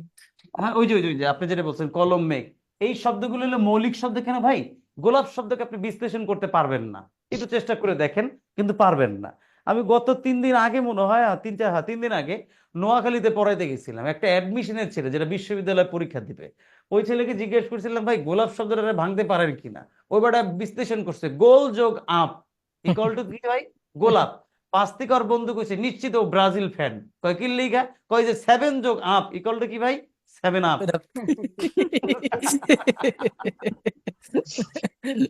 বুঝতে পারছেন? 5 থেকে ওর বন্ধু কইছে বন্ধু টেনশন করিস না, তুই যে গোলাপ বিশ্লেষণ করছিস আমি বুঝে গেছি তুই ব্রাজিল ফ্যান। কেমনে? 7 যোগ আপ ইকুয়াল টু 7 আপ। কিছু করার নাই ভাই, মজাটা লয়ে লইছে। তাহলে দেখেন এই গোলাপ শব্দ আর ফুল শব্দ, এটা ভাঙাও যায় না, বিশ্লেষণও করা যায় না, এটাকে বলা হয় মৌলিক শব্দ। এরপর একটা দেখেন সাধিত শব্দ, দ্যাট মিনস এটার উল্টাটা। মৌলিক শব্দকে ভাঙা যায় না, বিশ্লেষণ করা যায় না, বাট সাধিত শব্দকে ভাঙাও যায়, বিশ্লেষণও করা যায়। আরো সহজ ভাষায় বললে, যে শব্দটা ব্যাকরণ সাধিত হয় তাকে বলা হয় সাধিত শব্দ। এক্সাম্পল কি? যেমন আমরা একটা শব্দ পাই চলন্ত। এই চলন্ত শব্দটা যদি বিশ্লেষণ করি পাই চল যোগ অন্ত, এটা একটা প্রকৃতি প্রত্যয় সাধিত। আবার আমি যদি পাই দেখেন পঙ্ক, আপনি যদি এরকম বলি পঙ্কে জন্মে যা ইকুয়াল টু কি ভাই? পঙ্কজ। এটা একটা সমাস সাধিত শব্দ। এটা হলো একটা সমাস সাধিত শব্দ। একটু আগে আমরা ধীরোক্তি পড়াইছি। আমি যদি বলি ভাই জ্বর জ্বর, তাহলে কি ভাই? ধীরোক্ত সাধিত। আমি একটু আগে উপসর্গ পড়াইছি, যদি বলি উপহার, তাহলে কি সাধিত ভাই? ও আপনার উপসর্গ সাধিত। হয়তো কোনো ক্লাসে আমরা সন্ধি পড়াবো, আমি যদি বলি ভাই আমি যদি বলি ভাই সং যোগ বাঁধ ইকুয়াল টু কি হবে ভাই? সংবাদ। তাহলে সং হবে না, এটা সম হবে, সম। এই জন্যই ভুল হবে। হ্যাঁ জি জি, সম হবে। সম যোগ বাদ ইকুয়াল টু কি হবে ভাই? সংবাদ।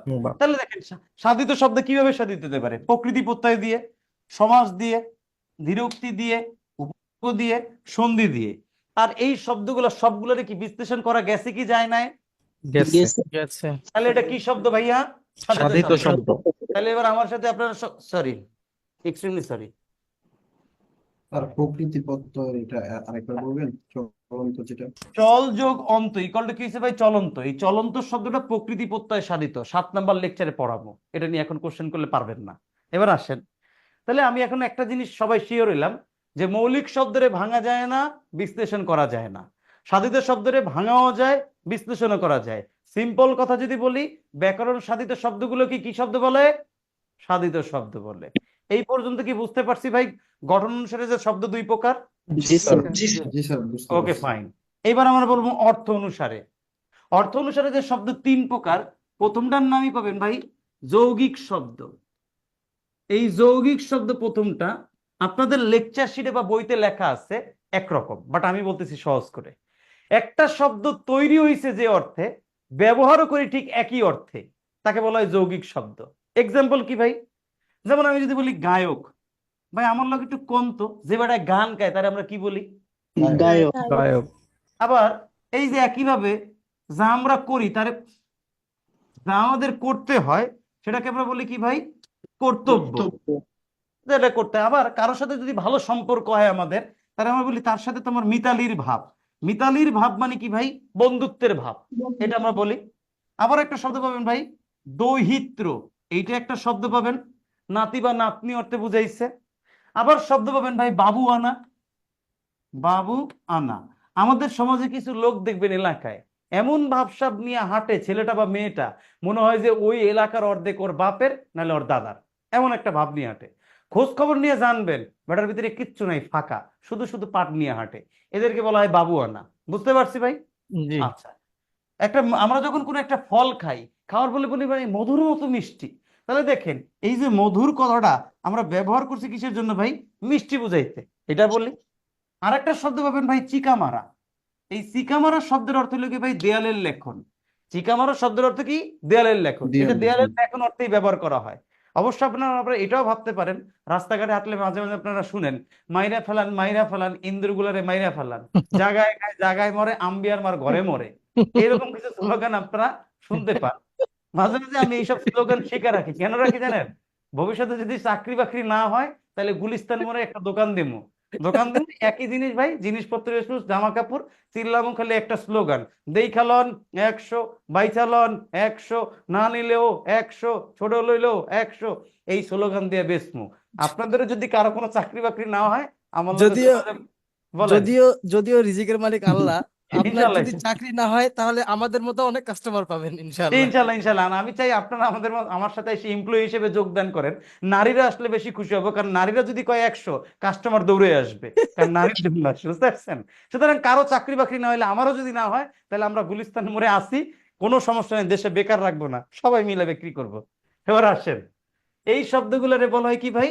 যৌগিক শব্দ। আমি কি বুঝাইতে পারছি? কারণ জি স্যার। শব্দগুলো তৈরি হয়েছে যে অর্থে, ব্যবহার করি একই অর্থে, তাকে আমরা বলি যৌগিক শব্দ। বুঝাইতে পারছি মনে হয়? জি স্যার। আচ্ছা, যৌগিক শব্দের পরে আমরা যেটা পাবো 2 নাম্বার, এটা বলে ভাই রুর বা রুরি শব্দ। রুরি শব্দ। সবাই একটু খেয়াল করবেন, এই রুর বা রুরি শব্দটা তৈরি হইব 2টা গ্রামার দ্বারা।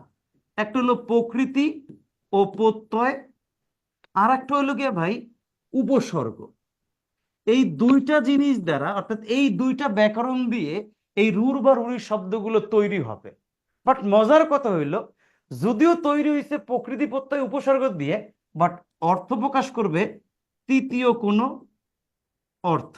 অর্থাৎ এই যে প্রকৃতি প্রত্যয় বা উপসর্গের কোনো অর্থ প্রকাশ করবে না, না কইরা তৃতীয় কোনো অর্থ প্রকাশ করবে। এতটুকু কি বুঝতে পারছেন ভাই?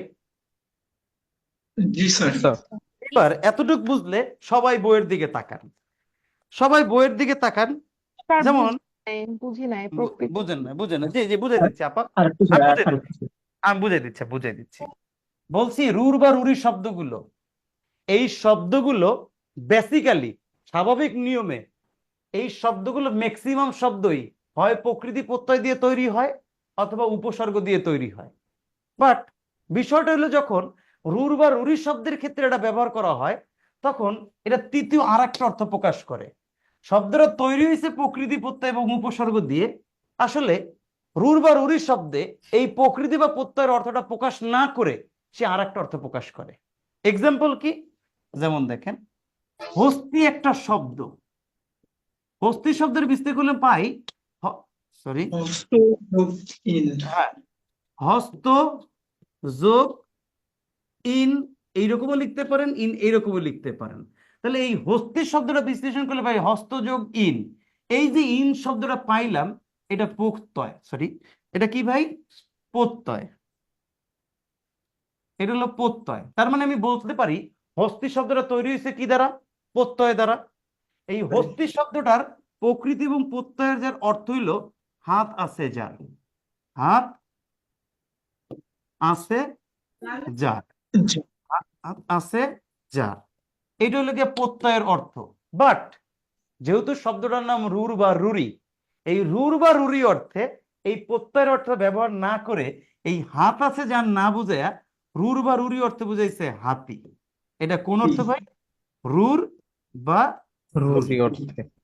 অর্থাৎ হস্তি শব্দটা স্বাভাবিক হস্তযোগ ইন, এটা তৈরি হয়েছে প্রত্যয় দ্বারা, প্রত্যয়ের অর্থ হইল হাত আছে যার। বাট আমাদের এইখানে হস্তি শব্দটার রুর বা রুরি অর্থে ব্যবহার করা হয়েছে কি? হাতি অর্থে। এই জিনিসটাকেই বলা হয় রুর বা রুরি শব্দ।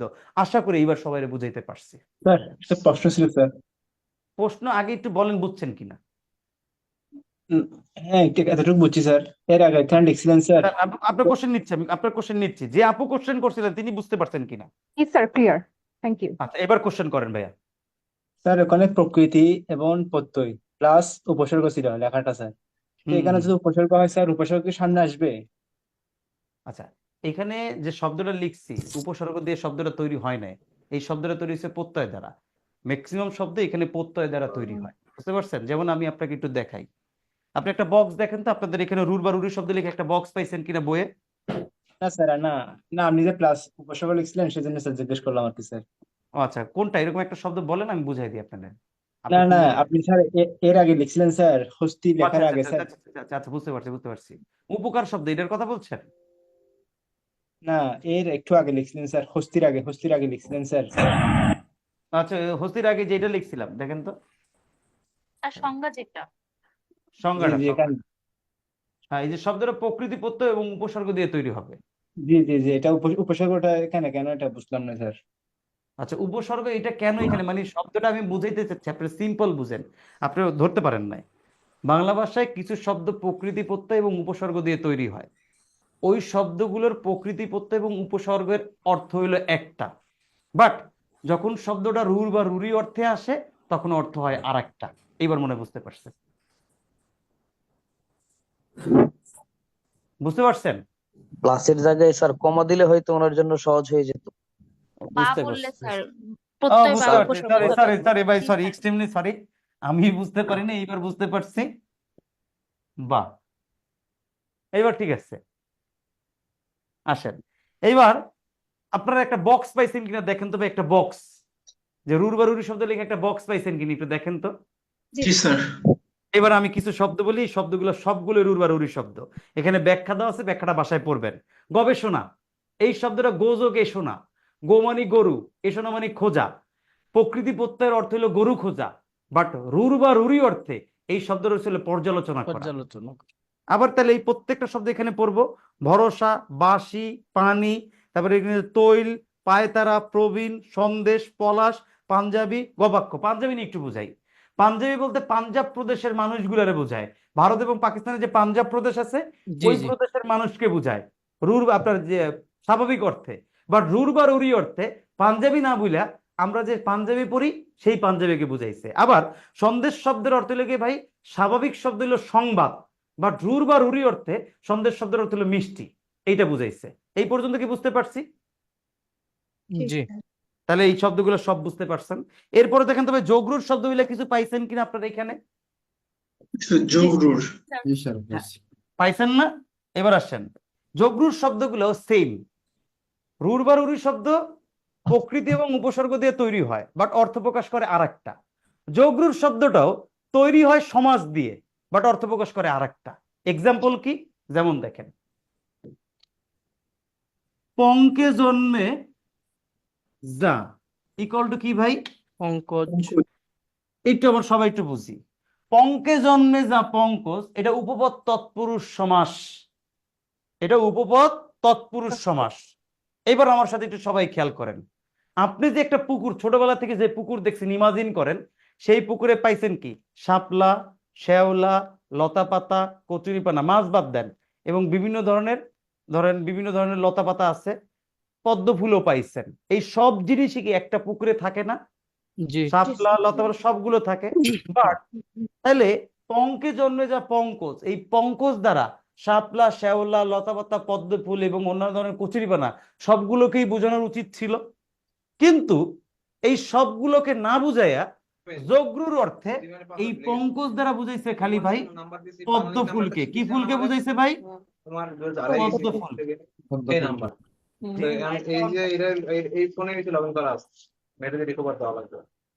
ভাই ভাই ভাই ভাই ফ্যামিলির কথা একটু মিউট করে কন, একটু খেয়াল করি। তাহলে পঙ্কে জন্মে যায় ইকুয়াল টু পঙ্কজ, পুকুরে শাপলা, শ্যাওলা, লতাপাতা, গুল্ম, কচুরিপানা সবই জন্মে।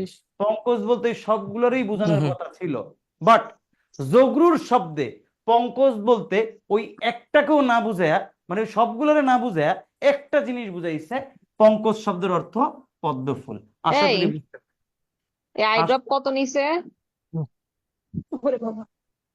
কি কত নিচ্ছে কি বলেন হ্যাঁ ও ভাই আপু কি বলেন এগুলা কত নিচ্ছে? অনলাইন ক্লাস চলছে। আপু একটু মিউট করে বলেন আপু। শেলি আপু। আচ্ছা, শেলে একটু মিউট করে বলেন। এটা তাহলে দেখেন, এই পঙ্কজ বলতে কি এবার সবাই বুঝতে পারছে যেটা পদ্ম ফুল বলছে এটাকে বলা যোগরূঢ় শব্দ? বুঝতে পারছে কিনা? জি স্যার। আবার আরেকটা পাবেন। তাহলে এইখানে যতগুলো শব্দ আছে, এবার যোগরূঢ় শব্দ বলে একটা বক্স পাইছেন, দেখেন বড় একটা বক্স। সবাই বক্সের দিকে তাকান। রাজার পুত্র ইকুয়াল টু রাজপুত্র, ষষ্ঠী তৎপুরুষ সমাস। রাজপুত্র বলতে আমরা বুঝি একটা রাজার পোলাকে, বাট যোগরূঢ় শব্দে সকল রাজার ছেলেকে বুঝাইছে। আবার একইভাবে পাবেন মহাযাত্রা, জলধি, সুরিত, উদ্ভিদ, পঙ্কজ, সরোজ, কবিগুরু, বেতার। সবগুলো শব্দের ব্যাখ্যা এখানে দেওয়া আছে। সবগুলো শব্দের ব্যাখ্যা পড়বেন। শব্দগুলো তৈরি হয়েছে সমাজ দিয়ে, বাট অর্থ প্রকাশ করছে আর একটা। এটা বলা হয় যোগরূঢ় শব্দ। এই পর্যন্ত বুঝতে কি কারো কোনো প্রবলেম হয়েছে? না স্যার। এই পর্যন্ত যদি বুঝতে কারো প্রবলেম নয়, এবার আমি একটু সামারি দিচ্ছি, একটু খেয়াল করেন। বাংলা ভাষার শব্দগুলোর তিন ভাগে ভাগ করা যায়, একটা গঠন অনুসারে, একটা অর্থ অনুসারে, একটা উৎস অনুসারে। গঠন অনুসারে শব্দ দুই প্রকার, অর্থ অনুসারে শব্দ তিন প্রকার, উৎস অনুসারে শব্দ পাঁচ প্রকার। গঠন অনুসারে যে দুই প্রকার, একটা মৌলিক, একটা সাধিত। যারা ভাঙা যায় না বিশ্লেষণ করা যায় না সেটা মৌলিক, যেটা ভাঙাও যায় বিশ্লেষণ করা যায় সেটা সাধিত। অর্থ অনুসারে শব্দ তিন প্রকার, প্রথমটা হলো যৌগিক, পরটা হলো রুর বা রুরি, তারপরটা হলো যোগরূঢ়। একটা শব্দ তৈরি হয়েছে যে অর্থে, ব্যবহার করে ঠিক একই অর্থে, তার নাম যৌগিক। একটা শব্দ তৈরি হয়েছে প্রকৃতি প্রত্যয় এবং উপসর্গ দিয়ে, বাট ব্যবহার করি আরেক অর্থে, তার নাম রুর বা রুরি শব্দ। একটা শব্দ তৈরি হয়েছে সমাস দিয়ে, বাট ব্যবহার করে আরেক অর্থে, তার নাম যোগরূঢ় শব্দ। এই পর্যন্ত কি বুঝতে পারছেন কিনা? আচ্ছা যোগরূঢ়টা আরেকবার বলবেন। যোগরূঢ়টা বলছি আপা, তো শব্দটা তৈরি হবে সমাস দিয়ে, বাট অর্থ প্রকাশ করবে আরেকটা। পঙ্কে জন্মে যা পঙ্কজ, এটা তৈরি হয়েছে সমাস দিয়ে, বাট পঙ্কজ বলতে পদ্ম ফুলকে বোঝায়। আর একটা আছে জল ধারণ করে যা জলধি, জল ধারণ করার পাত্রটা না বুঝায় সমুদ্রকে বুঝাইছে। রাজার পুত্র ইকুয়াল টু রাজপুত্র, একটা রাজার পোলারে না বুঝায় সবাই রাজার পোলারে বুঝাই দিয়েছে, এই জন্য এটা যোগরূঢ় শব্দ। পাইছি এই পর্যন্ত? স্যার সাধিত শব্দটা আরেকবার বলবেন, সাধিত শব্দ যে ব্যাপারটা যেটা ভাঙা যায়, বিশ্লেষণ করা যায়, অথবা ব্যাকরণ দ্বারা সাধিত হয়, তাকে সাধিত শব্দ বলে। এটা সমাজ দ্বারা তৈরি হইতে পারে, এটা হইতে পারে প্রকৃতি প্রত্যয়, উপসর্গ, দ্বিরুক্তি শব্দ, সন্ধি বা অন্য যে কোনো গ্রামার দিয়ে, এবং শব্দটা দিন শেষে আপনি বিশ্লেষণ করতে পারবেন, ভাঙতে পারবেন। এটাকে বলা হয় সাধিত শব্দ। আশা করি বুঝাইতে পারছি। এবার এবার পৃষ্ঠা নাম্বার আমার বইয়ের 17, আপনাদের বই মনে হয় 15, সেখানে যান। স্যার উৎস অনুসারে 5 প্রকার যে ওইটা আপা ওইখানে যাইতে বলছি, 15 নম্বর পেজ। আপনার বই, আমার বই 17, আপনার বই মানে ধরেন 15, আমি ওইটাই যাইতে বলছি। উৎস অনুসারে যে 5 প্রকার, তার প্রথমটার নাম হলো তৎসম। এই যে তৎসম শব্দ আছে, এটা একটু পড়াচ্ছি, খেয়াল করেন। তৎসম শব্দ কারে বলে? যে শব্দগুলো সংস্কৃত ভাষা থেকে বাংলা ভাষায় আসতে কোনো ধরনের পরিবর্তন লাভ করে নাই তাকে বলা হয় তৎসম শব্দ। আজকে ক্লাস শেষে এই ক্লাস রিলেটেড একটা পিডিএফ আপনাদের পেজে বা আপনাদের ওনাদের কি গ্রুপ না পেজে আপনাদের গ্রুপে একটা পিডিএফ আমি দেব, আপনাদের এটা প্রোভাইড করবে, সমস্যা নাই, পেয়ে যাবেন। আসেন, কারণ এখন যে শব্দগুলো পড়বে এটা আমার পড়ার কাজ না, এটা আপনার পড়ার কাজ। যেটা আমার কাজ ছিল সেটা আমি অলরেডি পড়াই দিচ্ছি, এখন যেটা পড়াবো খালি একটু বুঝাবো, আর বাকি সব আপনার মুখস্থ করতে হবে। আপনি বুঝেন আর না বুঝেন তাও ছাড়া মুখস্থ করতে হবে। এবার আসেন তৎসম শব্দ, যে শব্দগুলো সংস্কৃত ভাষা থেকে বাংলা ভাষায় আসতে কোনো ধরনের পরিবর্তন লাভ করে নাই তাকে বলা হয় তৎসম শব্দ। যেমন চন্দ্র, সূর্য, গ্রহ, ধর্ম, পাত্র, ভবন, মনুষ্য, গণ, এই শব্দগুলোকে বলা হয় তৎসম শব্দ। বলেন তাহলে, যেমন চন্দ্র, সূর্য, গ্রহ, ধর্ম, পাত্র, ভবন, মনুষ্য, গণ, এই শব্দগুলোকে আমরা বলি তৎসম শব্দ। আর এই তৎসম শব্দ চেনার একটা উপায় হলো কি জানেন? যদি কোনো শব্দে আপনি দেখেন মূর্ধন্য রি, মূর্ধন্য স অথবা ট বর্গীয় বর্ণ পান, এই যে রি, মূর্ধন্য, মূর্ধন্য স, ট বর্গীয় বর্ণ, এই বর্ণের সাথে যতগুলো শব্দ আপনি পাবেন এই বর্ণগুলো দিয়া সব শব্দগুলো হবে তৎসম শব্দ। এটা গেল একটা। আর একটা নিয়ম হলে কি দেখেন 2 নাম্বার, আর যত লাস্টেরটা কি? ট, ট মানে ট বর্গীয় বর্ণ, ট বর্গীয় বর্ণ ট, ঠ, ড, ঢ, ট বর্গীয়, কথাটা লিখবেন ট বর্গীয়, অর্থাৎ ট বর্গের সকল বর্ণের ক্ষেত্রে। আর সিরিয়াল অনুযায়ী লিখলে ট, ঠ, ড, ঢ, এই বর্ণগুলো দিয়ে যতগুলা ট বর্গের ক্ষেত্রে যেটা হয় যুক্ত ন যুক্ত হয় বা যুক্ত এটা যুক্ত হয় সেটা, এটা একটু খেয়াল করি। স্যার, শব্দগুলো লিখে আগে বসবে স্যার। আপা আমি এখনো ক্লাসে আছি, আমি ক্লাসটা শেষ করে তোরে ফোন দিচ্ছি, সরি। হ্যাঁ স্যার, শব্দগুলো বলছি ভাই, মূর্ধন্য রি, মূর্ধন্য স আর ট বর্গীয় বর্ণ। ট বর্গীয় বর্ণের ক্ষেত্রে দেখবেন একটা ন যুক্ত হয়, ওই নটা হইলো মূর্ধন্য। এই জন্য আমি বলছি ট বর্গীয় বর্ণ, বুঝতে পারছেন? এই ট বর্গীয় ট, ঠ, ড, ঢ, এই 4টা বর্ণের সাথে একটা যুক্ত, যেমন এই যে দেখবেন কাণ্ড, কণ্ঠ, এই যে কাণ্ড, কণ্ঠ, লণ্ঠন, আবণ্টন, বন্টন, এর সাথে যে 9টা যুক্ত হয়েছে না, এই 9টা যুক্ত হওয়ার কারণে এটাকে বলা হয় ট বর্গীয় বর্ণের ক্ষেত্রে যুক্ত ন থাকলে সেটাও তৎসম শব্দ হয়। আর এইখানে তৎসম উপসর্গ, এই যে তৎসম উপসর্গ যেগুলো আছে, এই তৎসম উপসর্গগুলো কি হয় ভাই? সকল প্রকার তৎসম উপসর্গ যদি কোনো জায়গায় পান সেটাও কি হবে ভাই? আপনার তৎসম। এটা আপনার মনে রাখা লাগবে। তাহলে দেখেন মূর্ধন্য রি, মূর্ধন্য স এবং ট বর্গের ক্ষেত্রে যুক্ত ন আর তৎসম উপসর্গ যুক্ত শব্দ সবগুলোই কি শব্দ ভাই? তৎসম শব্দ। এটা আরেকটা হলো সনাতন ধর্ম বা হিন্দু ধর্মের যতগুলো ধর্মীয় শব্দ আছে, সনাতন ধর্মের বা হিন্দু ধর্মের সকল প্রকার ধর্মীয় শব্দগুলো সবগুলোই কি ভাই? তৎসম। আরো একটা জিনিস মনে রাখবেন, সকল সাধু শব্দের ম্যাক্সিমামই 95% ক্ষেত্রে সকল সাধু শব্দের ম্যাক্সিমাম শব্দই তৎসম শব্দ হয়, এটা একটু খেয়াল করবেন। তাহলে তৎসম শব্দ চিনার উপায় হলো কি এগুলো। আর আমার লেকচার সিরিজে যেটা দেওয়া সেটা পড়তে হবে।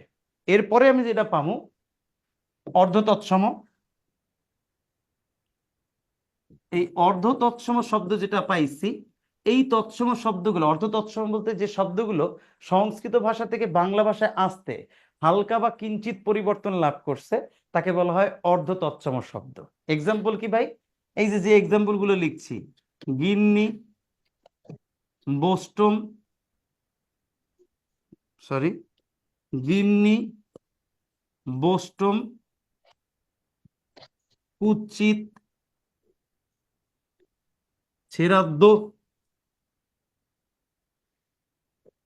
গিন্নি, বোস্টম, কুৎসিত, ছেড়াদ্দ, জ্যোৎস্না, এই শব্দগুলোকে বলা হয় অর্ধ তৎসম শব্দ। এবং আমি যে 5টা এক্সাম্পল লিখছি, যদি অর্ধ তৎসম থেকে এক্সাম্পল আসে এই 5টা থেকেই আসবে, গিন্নি, বোস্টম, কুৎসিত, ছেড়াদ্দ, জ্যোৎস্না। এর আরো আছে এই শব্দগুলো থেকেই মোটামুটি আসে। এই 5টা শব্দ মনে রাখলেই চলবে। এই 5টা শব্দের নাম অর্ধ তৎসম শব্দ। কি তৎসম শব্দ? উত্তর অর্ধ তৎসম শব্দ। এরপরে যেটা পাবো তার নাম হলো গিয়ে ভাই তদ্ভব শব্দ। এই তদ্ভব শব্দ কোনগুলো? তদ্ভব শব্দের আরেক নাম ভাই খাঁটি বাংলা শব্দ। খাঁটি বাংলা শব্দ, তদ্ভব শব্দের নাম আর খাঁটি বাংলা শব্দ। এই তদ্ভব শব্দের আরেকটা নাম, এটাকে বলা হয় চলিত ভাষা। এটার আরেকটার নাম চলিত ভাষা। আর বর্তমানে আমরা যে ভাষায় কথাগুলো বলি না, হাত পা নাক কান চোখ, এবং আমি আর আপনি যে ভাষায় কথাগুলো কইতেছি, সবগুলোই তদ্ভব শব্দ। তাহলে এবার একটু খেয়াল করি, সংস্কৃত শব্দ থেকে বাংলা, সরি, তৎসম শব্দ কারে বলে? যে শব্দগুলো সংস্কৃত ভাষা থেকে বাংলা ভাষায় আসতে কোনো ধরনের পরিবর্তন লাভ করে নাই, তাকে বলা হয় তৎসম শব্দ। যে শব্দগুলো সংস্কৃত ভাষা থেকে আসতে বাংলা ভাষায় আসতে হালকা বা কিঞ্চিত পরিবর্তন লাভ করছে, তার নাম অর্ধ তৎসম শব্দ। আর যে শব্দগুলো পুরোপুরি বাংলা ভাষায় আসতে পরিবর্তন লাভ করছে, সম্পূর্ণ পরিবর্তন, অর্থাৎ সংস্কৃত ভাষা থেকে বাংলা ভাষা আসতে সম্পূর্ণ পরিবর্তন লাভ করছে, তার নাম তদ্ভব শব্দ। তদ্ভব শব্দের আরেক নাম খাঁটি বাংলা শব্দ, এটাকে কেউ চলিত ভাষাও বলে। আমাদের বইয়ে তৎসম, অর্ধ তৎসম, তদ্ভব লিখে এক্সাম্পল গুলো দেওয়া আছে, এক্সাম্পল গুলো পড়বেন। এরপরে যেটা আছে তার নাম হইলো ভাই দেশি শব্দ। 4 নম্বর আমরা যেটা পাই দেশি শব্দ। এই দেশি শব্দ কোনগুলা ভাই? বাংলাদেশের আদিম অধিবাসীর নাম ছিল কোল, মুন্ডা। এই যে কোল, মুন্ডা, এই দুইটা জাতির যে মুখের ভাষাগুলো এখন আমাদের বাংলা ভাষায় রয়ে গেছে, এখনো সেই শব্দগুলো আমরা ব্যবহার করি, এইটাকে বলা হয় ভাই দেশি শব্দ। দ্যাট মিনস দেশি শব্দ বলতে বোঝায় কি? কোল, মুন্ডা, এই জাতির যে মুখের তামিল ভাষা। বলা আছে, তামিল বলা আছে স্যার, তামিল তামিল, কি? হ্যাঁ হ্যাঁ হ্যাঁ, তামিলও লিখতে পারেন। এদের যে কিছু মুখের ভাষা আমাদের দেশে রয়ে গেছে, এটাকে আমরা দেশি শব্দ বলি। যেমন কি ভাই? কুলা, গঞ্জ, টোপ, ঢেকি, ডাগর, ডাব, এই নৌকা, কুড়ি, বিষ, পেট, উদর, এই শব্দগুলো সবই দেশি শব্দ। এরা বাংলাদেশের আদিম অধিবাসীদের মুখের ব্যবহৃত ভাষা, এই জন্য এটাকে বলা হয় দেশি শব্দ। এই পর্যন্ত যে আমরা বুঝাইছি, বুঝতে পারছেন কিনা? বাকি রয়েছে একটা বিদেশি। স্যার অর্ধতৎসমের বোধহয় বইতে দেওয়া নেই স্যার এটা। নাই নাই নাই, এই জন্য আমি 5টা লিখে দিচ্ছি, যে 5টা থেকে আপনার পরীক্ষা আসতে পারে, আমরা লিখে। তো পাঁচটা আরেকটা আরেকবার বলবেন? 3টা লিখতে পারছি, 2টা মিস করে গেছি। স্ক্রিনশট মেরে দেন না একটা। গিন্নি, বষ্টম, এক কাম করেন, এক কাম উচ্ছেদ, করেন, এক কাম শ্রাদ্ধ। করেন, এত প্যারা নিয়েন না। আমি আপনাদের পিডিএফ দিব একটা, শব্দের শ্রেণী মুখস্থ করার একটা কৌশল আছে, যেটা হলো ছন্দ দিয়ে পড়তে হয়। কারণ আপনার বইয়ের দিকে তাকায় দেখেন, এত এত শব্দ আছে, এটি মনে থাকবে না। বাট যেটা বারবার পরীক্ষা আসে, ঘুরে ফিরে পরীক্ষা আসে, ওইরকম দিয়ে কিছু একটা ছন্দ মতো বানানো আছে আমার কাছে। ওই ছন্দের মতো যে বানানো আছে, তৎসম শব্দের ছন্দ পড়বেন, তদ্ভব শব্দের ছন্দ পড়বেন, অর্ধ তৎসম ছন্দ পড়বেন, দেশি শব্দের, বিদেশি শব্দের, আরবি শব্দের, তুর্কি শব্দের, ফরাসি শব্দের, তোলন্দাজ শব্দের, বুঝতে পারছেন? এই জি শব্দগুলোর ছন্দ দিয়ে আমার কাছে আছে। জি স্যার, সুতরাং এই তাহলে বেটার বইটা হবে স্যার। পড়তে পারলে তো ভালো, আর যদি না পারেন আমি আপনাদেরকে দিয়ে দিব, এখনই আপনাদের দিয়ে দিবে হোয়াটসঅ্যাপ গ্রুপে, আমি আপনাকে এখনই দিয়ে দিবে, বুঝতে জি পারছি আমার ক্লাসটা শেষ করে। আর জি আগে আমি একটু বলে রাখি, সরি টু সে, আমাকে আপনারা সবাই একটু আজকের জন্য মাফ করবেন। আপনাদের একটা টপিক আমি পড়াইতে পারি না, লেকচার 1-এর ধ্বনির পরিবর্তন। আমাকে যদি আপনারা মাফ করেন আমি খুশি হই। 3 নাম্বার লেকচার আমি কথা দিলাম প্রথমেই পড়াই নেবো, এটা ধ্বনি পরিবর্তন আমি পড়াবই। আমাকে একটু মাফ করেন, কারণ এই ক্লাসটা শেষ করে আমার একটু যেতে হবে। বুঝতে পারছি ভাই? স্যার একটা প্রশ্ন বলেন, ছিল স্যার। প্রশ্নটা স্যার পরে করেন, আগে মাফ করেন। মাপ স্যার। আগে ঠিক আছে, বলেন, প্রশ্ন করেন। সংস্কৃত আর তৎসম কথাটা কি একই স্যার, এক সেম কথা স্যার? এক এক এক সংস্কৃত আর তৎসম কথা এক। স্যার যদি স্যার একই হয় স্যার, সংস্কৃত থেকে যে শব্দগুলো স্যার এসেছে স্যার কোনো পরিবর্তন ছাড়াই, এটাকে তৎসম শব্দ বলা হয়, এরকম হ্যাঁ, কেন স্যার? এটা কেন? এরকম কেন স্যার? ও সংস্কৃত আচ্ছা শব্দ থেকে কোন কোন আচ্ছা, কোন বুঝছি বুঝছি বুঝছি পরিবর্তন বুঝছি ছাড়াই? বুঝছি। বেসিক্যালি ওটার নাম ছিল প্রথমে সংস্কৃত, পরবর্তীতে এটা বিবর্তিত, এটার নাম হয়ে গেছে তৎসম। বুঝতে পারছেন? বাট ওটা আসছে সংস্কৃত থেকে। যেটাই বুঝতে সংস্কৃত পারছেন? ওইটাই তৎসম। হ্যাঁ, ওইটাই আগে ছিল যেটাই সংস্কৃত, ওই সংস্কৃত থেকে বিবর্তিত হইতে হইতে কালের পরিক্রমায় পরবর্তীতে এর নাম ধারণ করছে তৎসম। এইটাই, আর কিছু না, দুটোই একই জিনিস। বুঝতে পারছি? এবার আসেন দেশি শব্দের পর বিদেশি শব্দ। যে শব্দগুলো বাংলাদেশে কিরকম আসে দেখেন, রাজনৈতিক, ধর্মীয়, প্রশাসনিক, সাংস্কৃতিক এবং বাণিজ্যিক কারণে বিদেশিরা আমাদের দেশে আসছেন। আসার কারণে তাদের মুখের ভাষা এবং আমাদের মুখের ভাষা সব এক হয়ে একই জায়গায় মিলে গেছে। এই মিলে যাওয়ার পর এখন ভাষাগুলো আমরা বাংলায় ব্যবহার করছি অনবরত, বাট নাম দিছি বিদেশি শব্দ নামে, ব্যবহার করতেছি বাংলায়। এইরকম শব্দগুলোর ভিতরে কি আছে ভাই? সবাই যদি লেকচার শিটের দিকে তাকান বা বইয়ের দিকে, এই যে বিদেশি শব্দ লেখা যা দিছে মাথা ঘুরে যাবে। আরবি, জি স্যার, ফার্সি, অনেকগুলা। আরবি, ফার্সি, তুর্কি, পর্তুগিজ, ইংরেজি, ইংরেজির উচ্চারণ আবার আছে। পরের পৃষ্ঠা উল্টায় দেখেন, ফার্সি শব্দ আছে, মিশ্র শব্দ আছে, অনেকগুলা দিচ্ছে। এই শব্দগুলো যদি এখান থেকে পড়েন, মাথাটা চেঞ্জ হয়ে যাবে, ঘুরে যাবে। প্রথম যে কাজ করবেন, আগে প্রিভিয়াস কোশ্চেন পড়বেন। পড়ার পর ভিতরে এটা রিডিং পড়বেন, তাহলে বুঝবেন। আর আমি একটু পর একটা পিডিএফ আপনাদেরকে দিচ্ছি, ওই পিডিএফটা থেকে মিলাই মিলে পড়েন, ওইখানে মোস্ট ইম্পর্টেন্ট অংশ দেওয়া আছে যেটা আপনার পরীক্ষা আসবে। বুঝতে পারছি? আপনার এতটুকু কাজ আমি সহজ করে দিলাম। বুঝতে পারছি? জি স্যার, থ্যাংক ইউ স্যার। আচ্ছা, এই পিডিএফটা আমি নিজে পড়ি, আমার নিজের পড়ার জন্য ওটা আপনাদেরকে আমি দিচ্ছি, শেয়ার করছি। আরেকটা দেখেন তো, আপনাদের এই লেকচার শিটের লাস্টে কোনো জায়গায় মিশ্র শব্দ বইলে কিছু পাইছেন কিনা? মিশ্র শব্দ পৃষ্ঠা নাম্বার হলো কি আমার এখানে 20, জি স্যার। আপনাদের পাইছেন। ওইখানে দেখেন মিশ্র শব্দ বলে কিছু একটা বক্স দেওয়া আছে।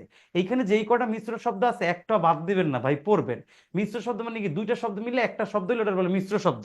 ঠিক মিশ্র শব্দের নিচে দেখেন অন্যান্য ভাষার শব্দ পাইছেন, এই শব্দগুলো সহজ আছে, এই শব্দগুলো পড়বেন। যেমন জাপানি শব্দ আছে ক্যারাটে, রিক্সা, জুডো, সিডেকি, এটি মুখস্থ করতে হবে। ওলন্দাজ, জার্মান, গ্রিক শব্দ এটা পড়বেন। এই চীনা শব্দ, গুজরাটি, বর্মি, মালয়, তিব্বত, এই বক্সে যে কয়টা আছে মোস্ট ইম্পর্টেন্ট, এই কটা পড়লেই চলবে। বার্মার শব্দ আছে লুঙ্গি, ফুঙ্গি। এই শব্দের লুঙ্গি মানে কি, হালকা বাতাসে, লুঙ্গি আকাশে, এটা বলার দরকার নাই। বাট এখানে ফুঙ্গি বলে যে শব্দটা আছে, এই ফুঙ্গি লেগে মারমায়, দ্যাট মিনস মায়ানমারে যারা ভিক্ষা করে এদেরকে বলা হয় ফুঙ্গি। আর বাকি যতগুলো শব্দ আছে এর ভিতরে আপনি একটা জায়গায় পাবেন ফরাসি শব্দ, উপরে আছে। ফরাসি শব্দের ভিতরে সবই আছে উপরে 19 নম্বর পৃষ্ঠায় ফরাসি শব্দগুলো কিছু দেওয়া আছে, সবগুলো ইম্পর্টেন্ট। আমি যে পোস্টটা দিব একটু পর আপনার হোয়াটসঅ্যাপ গ্রুপে, ওটা থেকে বেশি পড়বেন, ওটা বেশি ইম্পর্টেন্ট। স্যার এতগুলা কি মনে রাখা সম্ভব? আপা এই এতগুলো মনে রাখতে পারবেন না দেখে তো ছন্দ আকারে কমায়া দিছে, যেটা পড়লে আপনার পরীক্ষায় বারবার আসে ওইটা পাবেন। এই কথাই তো বারবার আমি আপনাকে বলতেছি যে একটু পর আপনার হোয়াটসঅ্যাপ গ্রুপে কিছু একটা যাবে। হোয়াটসঅ্যাপ গ্রুপ আছে তো অফিশিয়ালি দিচ্ছে আপনাদের, এই যে রাকিব ভাই দিবে, আমি রাকিব ভাইকে দিচ্ছি, রাকিব ভাই আপনাদেরকে দিয়ে দিবে, আপনার সঠিক সময় পেয়ে যাবেন। বুঝতে পারছি? স্যার জি স্যার বলেন। একটা প্রশ্ন করবেন? স্যার 18 বলেন। পৃষ্ঠা প্রত্যেক শব্দের মধ্যে স্যার, হ্যাঁ বলেন 18 বলেন। পৃষ্ঠা 18 পৃষ্ঠায় প্রত্যেকটি শব্দের মধ্যে লাস্টে দুটো শব্দ আছে স্যার, কার্তুস এবং তুরুপ। এটা কেটে দেন, কেটে দেন। স্যার এই দুটো হবে স্যার, একটা ফরাসি একটা ওলন্দাজ স্যার, এটা ভুল হ্যাঁ স্যার। কেটে দেন, কেটে দেন, হ্যাঁ ভুল, এটা ভুল, কেটে দেন, কেটে দেন। আর এটা ভুল বলতে পারি না, হ্যাঁ এটা কাটেন, এটা ভুল বলতে পারি না কেন জানেন, নতুন আপডেট বই অনুসারে এটা রাইট, বাট আমাদের 2025 সালে বই আসবে আগেরটা, আগের বই অনুযায়ী আবার এটা রাইট না। স্যার কোনটা? পর্তুগিজ কোনটা? শব্দের লাস্টে দুটো আছে কার্তুস আর তুরুপ, কার্তুস তুরুপ একটা ওলন্দাজ কার্তুস, ফরাসি। আর একটা ফরাসি। কার্তুস, হরতন, রুইতন, টুকাপ এরকম পাবেন। ফরাসি শব্দে পাবেন কার্তুস, কুপন, রেস্তোরাঁ, কার্তুসটা পাবেন ফরাসি, কার্তুস, কুপন, ডিপো, রেস্তোরাঁ এগুলো পাবেন। আর ওলন্দাজ শব্দে পাবেন ইস্কাবন, টেক্কা, হরতন, রুইতন এগুলো পাবেন। তুর্কি শব্দে পাবেন চাকর, চাকু, তোপ, দারোগা, বাবুর্চি এরকম কিছু শব্দ পাবেন। আবার পর্তুগিজ শব্দে পাবেন আনারস, আলপিন, পেয়ারা, পাদ্রি, বালতি, কেয়ারা, সাবান, গোডাউন এরকম করে অনেকগুলো শব্দ পাবেন, এটি একটু পড়তে হবে। চীনা শব্দে চা, চিনি, লিচু, জাপানি শব্দে রিক্সা, হারিকিরি, জুডো, হাসনেনা, সুনামি এই শব্দগুলো পাবেন। মানমার শব্দের লুঙ্গি, ফুঙ্গি। এবার এই যে গুজরাটি শব্দ আছে চাহিদা, শিখ, এরকম অনেকগুলো শব্দ আছে, এটি সবই পড়বেন। দেখেন আপনাদের পড়াতে পড়তে আমারও মুখস্থ হয়েছে, আর এটা আমারও লাগে, বাট এই যে আপনার তো মুখস্থ করতে হবে। আমি আপনার ওইটা দিয়ে দিব না, আপনার হোয়াটসঅ্যাপে দিবে, ওটা পেয়ে যাবেন। আজকের ক্লাস আমাদের 2 নাম্বার লেকচার শেষ করছি। আমি বোকামিটা করছি 2 নাম্বার লেকচারের শব্দের শ্রেণীবিভাগটা আজকে না পড়ে নেক্সট ক্লাসে পড়ে, আগের ক্লাসে ধ্বনি পরিবর্তন পড়াইতাম, এটা বেশি ভালো ছিল। বাট আমি আপনাদের প্রত্যেকের কাছে আগে একটু মাপ চেয়ে নিচ্ছি, ক্ষমা প্রার্থী। আমি কথা দিয়ে কথা রাখতে পারি নাই, বাট 3 নাম্বার লেকচার আমি প্রথমেই ধ্বনির পরিবর্তনটা পড়াবো। আর রাতে এখন 11টা বাজে, আমার একটু কাজ আছে, আমি নিজে একটু যাব। আপনাদের পুরো লেকচার 2 আমি শেষ করছি। লেকচার 2 নিয়ে কারো কোনো প্রবলেম আছে কিনা বলেন? স্যার এখন আমাদেরকে একটু পড়তে হবে, তাহলে না প্রবলেম গুলো স্যার ইজিলি ফাইন্ড আউট করা যাবে। সেটা তো আমি আপনাকে প্রথমেই বলছি, লেকচার 3 আগে আপনার লেকচার 2 এর আপু আমি বলি, লেকচার 3 এর লেকচার 2 এর যতগুলো পড়ে যে যতগুলো প্রবলেম থাকে বলবেন, আগে লেকচার 3 এ যে প্রবলেম সলভ করবো, সলভ করার পর ধ্বনির পরিবর্তন পড়বো, পড়ার পর আমরা 3 নাম্বার লেকচার টপিক পড়বো। এবার আপু প্রশ্ন করেন। আর উপসর্গের যে অর্থ তো দোপতা আছে জিনিস আছে, ওইটা মানে কি? এটা বুঝেন না, বুঝাই দিব এটা। জি। আসেন, উপসর্গের অর্থবাচকতা নেই কিন্তু অর্থদ্যোতকতা আছে। অর্থবাচকতা মানে কি, উপসর্গের নিজস্ব কোনো অর্থ নাই কিন্তু অন্য কোনো শব্দের আগে বসলে অর্থ প্রকাশ করে। যেমন সিম্পল ভাবে দেখেন তো, এই উপসর্গের কি কোনো অর্থ আছে? আমার আগে কোন আপনি নাই। ম্যাডাম যিনি কোশ্চেন করছেন আমার সাথে কথা বলেন, উপসর্গের কোনো অর্থ আছে? জি না। উপসর্গের কোনো অর্থ আছে কিনা আমার বলেন। না না নাই। বাট এই যেহেতু এটার কোনো অর্থ নাই, তার মানে এটা নিজস্ব কোনো অর্থবাচকতা নাই। বাট উপসর্গটার পরে যদি হাল লাগায় দিই তাহলে কি হয়ে যায় ভাই? উপহার। এবার দেখেন তো উপহার শব্দের অর্থ হয়েছে কিনা ম্যাডাম? জি স্যার, অর্থ হয়েছে স্যার। মানে উনি শুনতেছেন না কোশ্চেন করছে, উনি কোশ্চেন কোশ্চেন করে উনি উদা হয়ে জি গেছে, স্যার, বুঝলাম। জি স্যার। তাহলে দেখেন এই উপসর্গের কোনো অর্থ নাই, বাট হার শব্দের আগে বসে উপহার হয়েছে। এই যে উপসর্গের নিজস্ব কোনো অর্থ নাই, এটাকে বলে অর্থবাচকতা নেই। কিন্তু অন্য শব্দের আগে বসে যখন অর্থ প্রকাশ করে এইটাকেই বলা হয় অর্থদ্যোতকতা। যেমন আমি যদি আরো এটার লগে লাগাই কার, তাহলে কি হবে ভাই? উপকার। এই স্বাভাবিক এই উপসর্গের অর্থ নাই, এটা অর্থবাচকতা নেই। কিন্তু এই কার শব্দের আগে বসে অর্থ তৈরি করছে, এটাকে বলে অর্থদ্যোতকতা। দ্যাট মিনস উপসর্গের অর্থবাচকতা নেই কিন্তু অর্থদ্যোতকতা আছে। এইবার আর কারো কোনো প্রশ্ন নাই মনে হয়? জি না বলেন স্যার, একটা প্রশ্ন আপনি স্যার। আপনি স্যার যেতে পারেন। বলেন স্যার বলেন বলেন একটা প্রশ্ন বলেন। ছিল স্যার। রূপ কোন ভাষা স্যার? স্যার গণপ্রজাতন্ত্রী, মহাপরিচালক এবং অধ্যাদেশ, এই শব্দগুলো স্যার আমরা আগে কোথাও স্যার পাই নাই স্যার তৎসমের মধ্যে, কিন্তু এখানে পেলাম স্যার। গণপ্রজাতন্ত্রী আর একটা হলো কি ভাই? অধ্যাদেশ, মহাপরিচালক, সচিবালয়। আচ্ছা, এটা খেয়াল হয়তো আমরা করেন। আগে সচিবালয় হয়তো বই সচিবালয় শব্দটা হলো পারিভাষিক শব্দ, সেক্রেটারিয়েট এটা পারিভাষিক শব্দ। গণপ্রজাতন্ত্রী বানানে মূর্ধন্য আছে, দ্যাট ইজ হুয়াই এটা হলো কি আপনার সংস্কৃত শব্দ। আর কি বললেন ভাই? স্যার তরুপ কোন মহাপরিচালক, শব্দ? অধ্যাদেশ, অধ্যাদেশ, মহাপরিচালক। আচ্ছা, অধ্যাদেশ মহাপরিচালক। অধ্যাদেশ শব্দে এখানে একটা বিষয় লিখে জ ফলার নিয়মে, জ ফলার একটা নিয়ম হয়। আবার কিছু শব্দ স্বাভাবিকভাবেই ও জন্মের সৃষ্টিতে কোনো নিয়ম টিয়ম মানে নাই, এমনি সংস্কৃত হয়। এই যে অধ্যাদেশ আর যেগুলো আছে ওগুলো স্বাভাবিক ওইভাবেই, যেটা সংস্কৃত শব্দেই, বুঝতে পারছেন? বাট সেক্রেটারিয়েট শব্দটা পারিভাষিক শব্দ, আর গণপ্রজাতন্ত্রী শব্দের নিয়ম অনুসারেই সংস্কৃত হয়েছে, এখানে মূর্ধন্য আছে। গণপ্রজাতন্ত্রী একটা দীর্ঘিকার আছে দেখেন, এই দীর্ঘিকার অর্থাৎ সংস্কৃত শব্দে যেটা যদি দীর্ঘিকার ব্যবহার করা হয় এবং এটা যদি রাইট হয় তাহলে ওটা সবসময় তৎসম শব্দ হবে। আর বাকি যে দুইটা শব্দ এটা তৈরি হয়েছে সংস্কৃত ভাষার আদলে, দ্যাট ইজ ওটা সংস্কৃত শব্দ। সব জায়গায় পাবেন না, কিছু কিছু জায়গায় অনেকগুলো শব্দ পাইতে পারেন, কারণ বাংলা ভাষায় টোটাল শব্দ আছে 1,70,000-এর উপরে। এত শব্দ আমিও জানি না, আপনিও জানেন না। আমরা যা পড়ি তা কিছু লিমিটেড শব্দগুলো পড়ি, বুঝতে পারছি, যেগুলো স্যার বারবার। পরীক্ষায় এরকম একটা এসে গেলে তো আমরা স্যার ভুল করে ফেলবো স্যার। হ্যাঁ, এই জন্যই ভুল করবেন, এই জন্য বারবার পড়তে হবে, প্র্যাকটিস করতে হবে পিছনের কোশ্চেন। স্যার আপনি আজকে তারা আছে স্যার, আপনি চলে যান, অন্যদিন কোশ্চেন নিয়ে এরপর আসেন। আমি যদি প্রশ্ন করি, দেখেন আপনি বলি দাঁড়ান, এরপর আপনি 20টা এমসিকিউ বা 25টা এমসিকিউ যাই আসুক না কেন সমন্বিত ব্যাংকে বা বাংলাদেশ ব্যাংকের এডিতে, 25টাই আসে, ধরেন 20টাই আসলো, এই 20টা আসলে এর ভিতরে আপনি 3-4টা কোশ্চেন উত্তর পারবেন না। এই 3-4টা কোশ্চেন উত্তর পারবেন না কেন জানেন? ও কোশ্চেনটা সেটই করবো এরকম ডিফিকাল্ট। এখন বইও আপনি বই গেছেন সংস্কৃত শব্দ একরকম, বাট আপনার পরীক্ষায় যে সংস্কৃত শব্দটা দিছে ওটা আপনি জীবনে চোখেও দেখেন নাই, ওটা আপনি ধরতে যাইবেন না, কারণ আমার আর আপনার পক্ষে সব পারা সম্ভব না। ওকে, আল্লাহ হাফেজ, ভালো থাকবেন, ভালো রাখবেন, বেঁচে জি থাকলে স্যার, দেখা হবে থ্যাংক ইউ স্যার। ইনশাল্লাহ। নমস্কার। নেক্সট 3 নাম্বার লেকচার, 3 নাম্বার, ওয়ালাইকুম আসসালাম। 3 নাম্বার লেকচারে 2 নাম্বার লেকচারে প্রবলেম মানে বুঝামু, তারপর আগে 1 নাম্বার লেকচারে ধ্বনি পরিবর্তন বুঝামু। সুতরাং 2 নাম্বার লেকচার ভালো করে পড়বেন, প্রবলেম থাকলে আমারে কইবেন, উত্তর দেবেন ইনশাল্লাহ। জি আল্লাহ স্যার, হাফেজ। ইনশাল্লাহ স্যার, ধন্যবাদ স্যার, ভালো থাকবেন। আল্লাহ হাফেজ।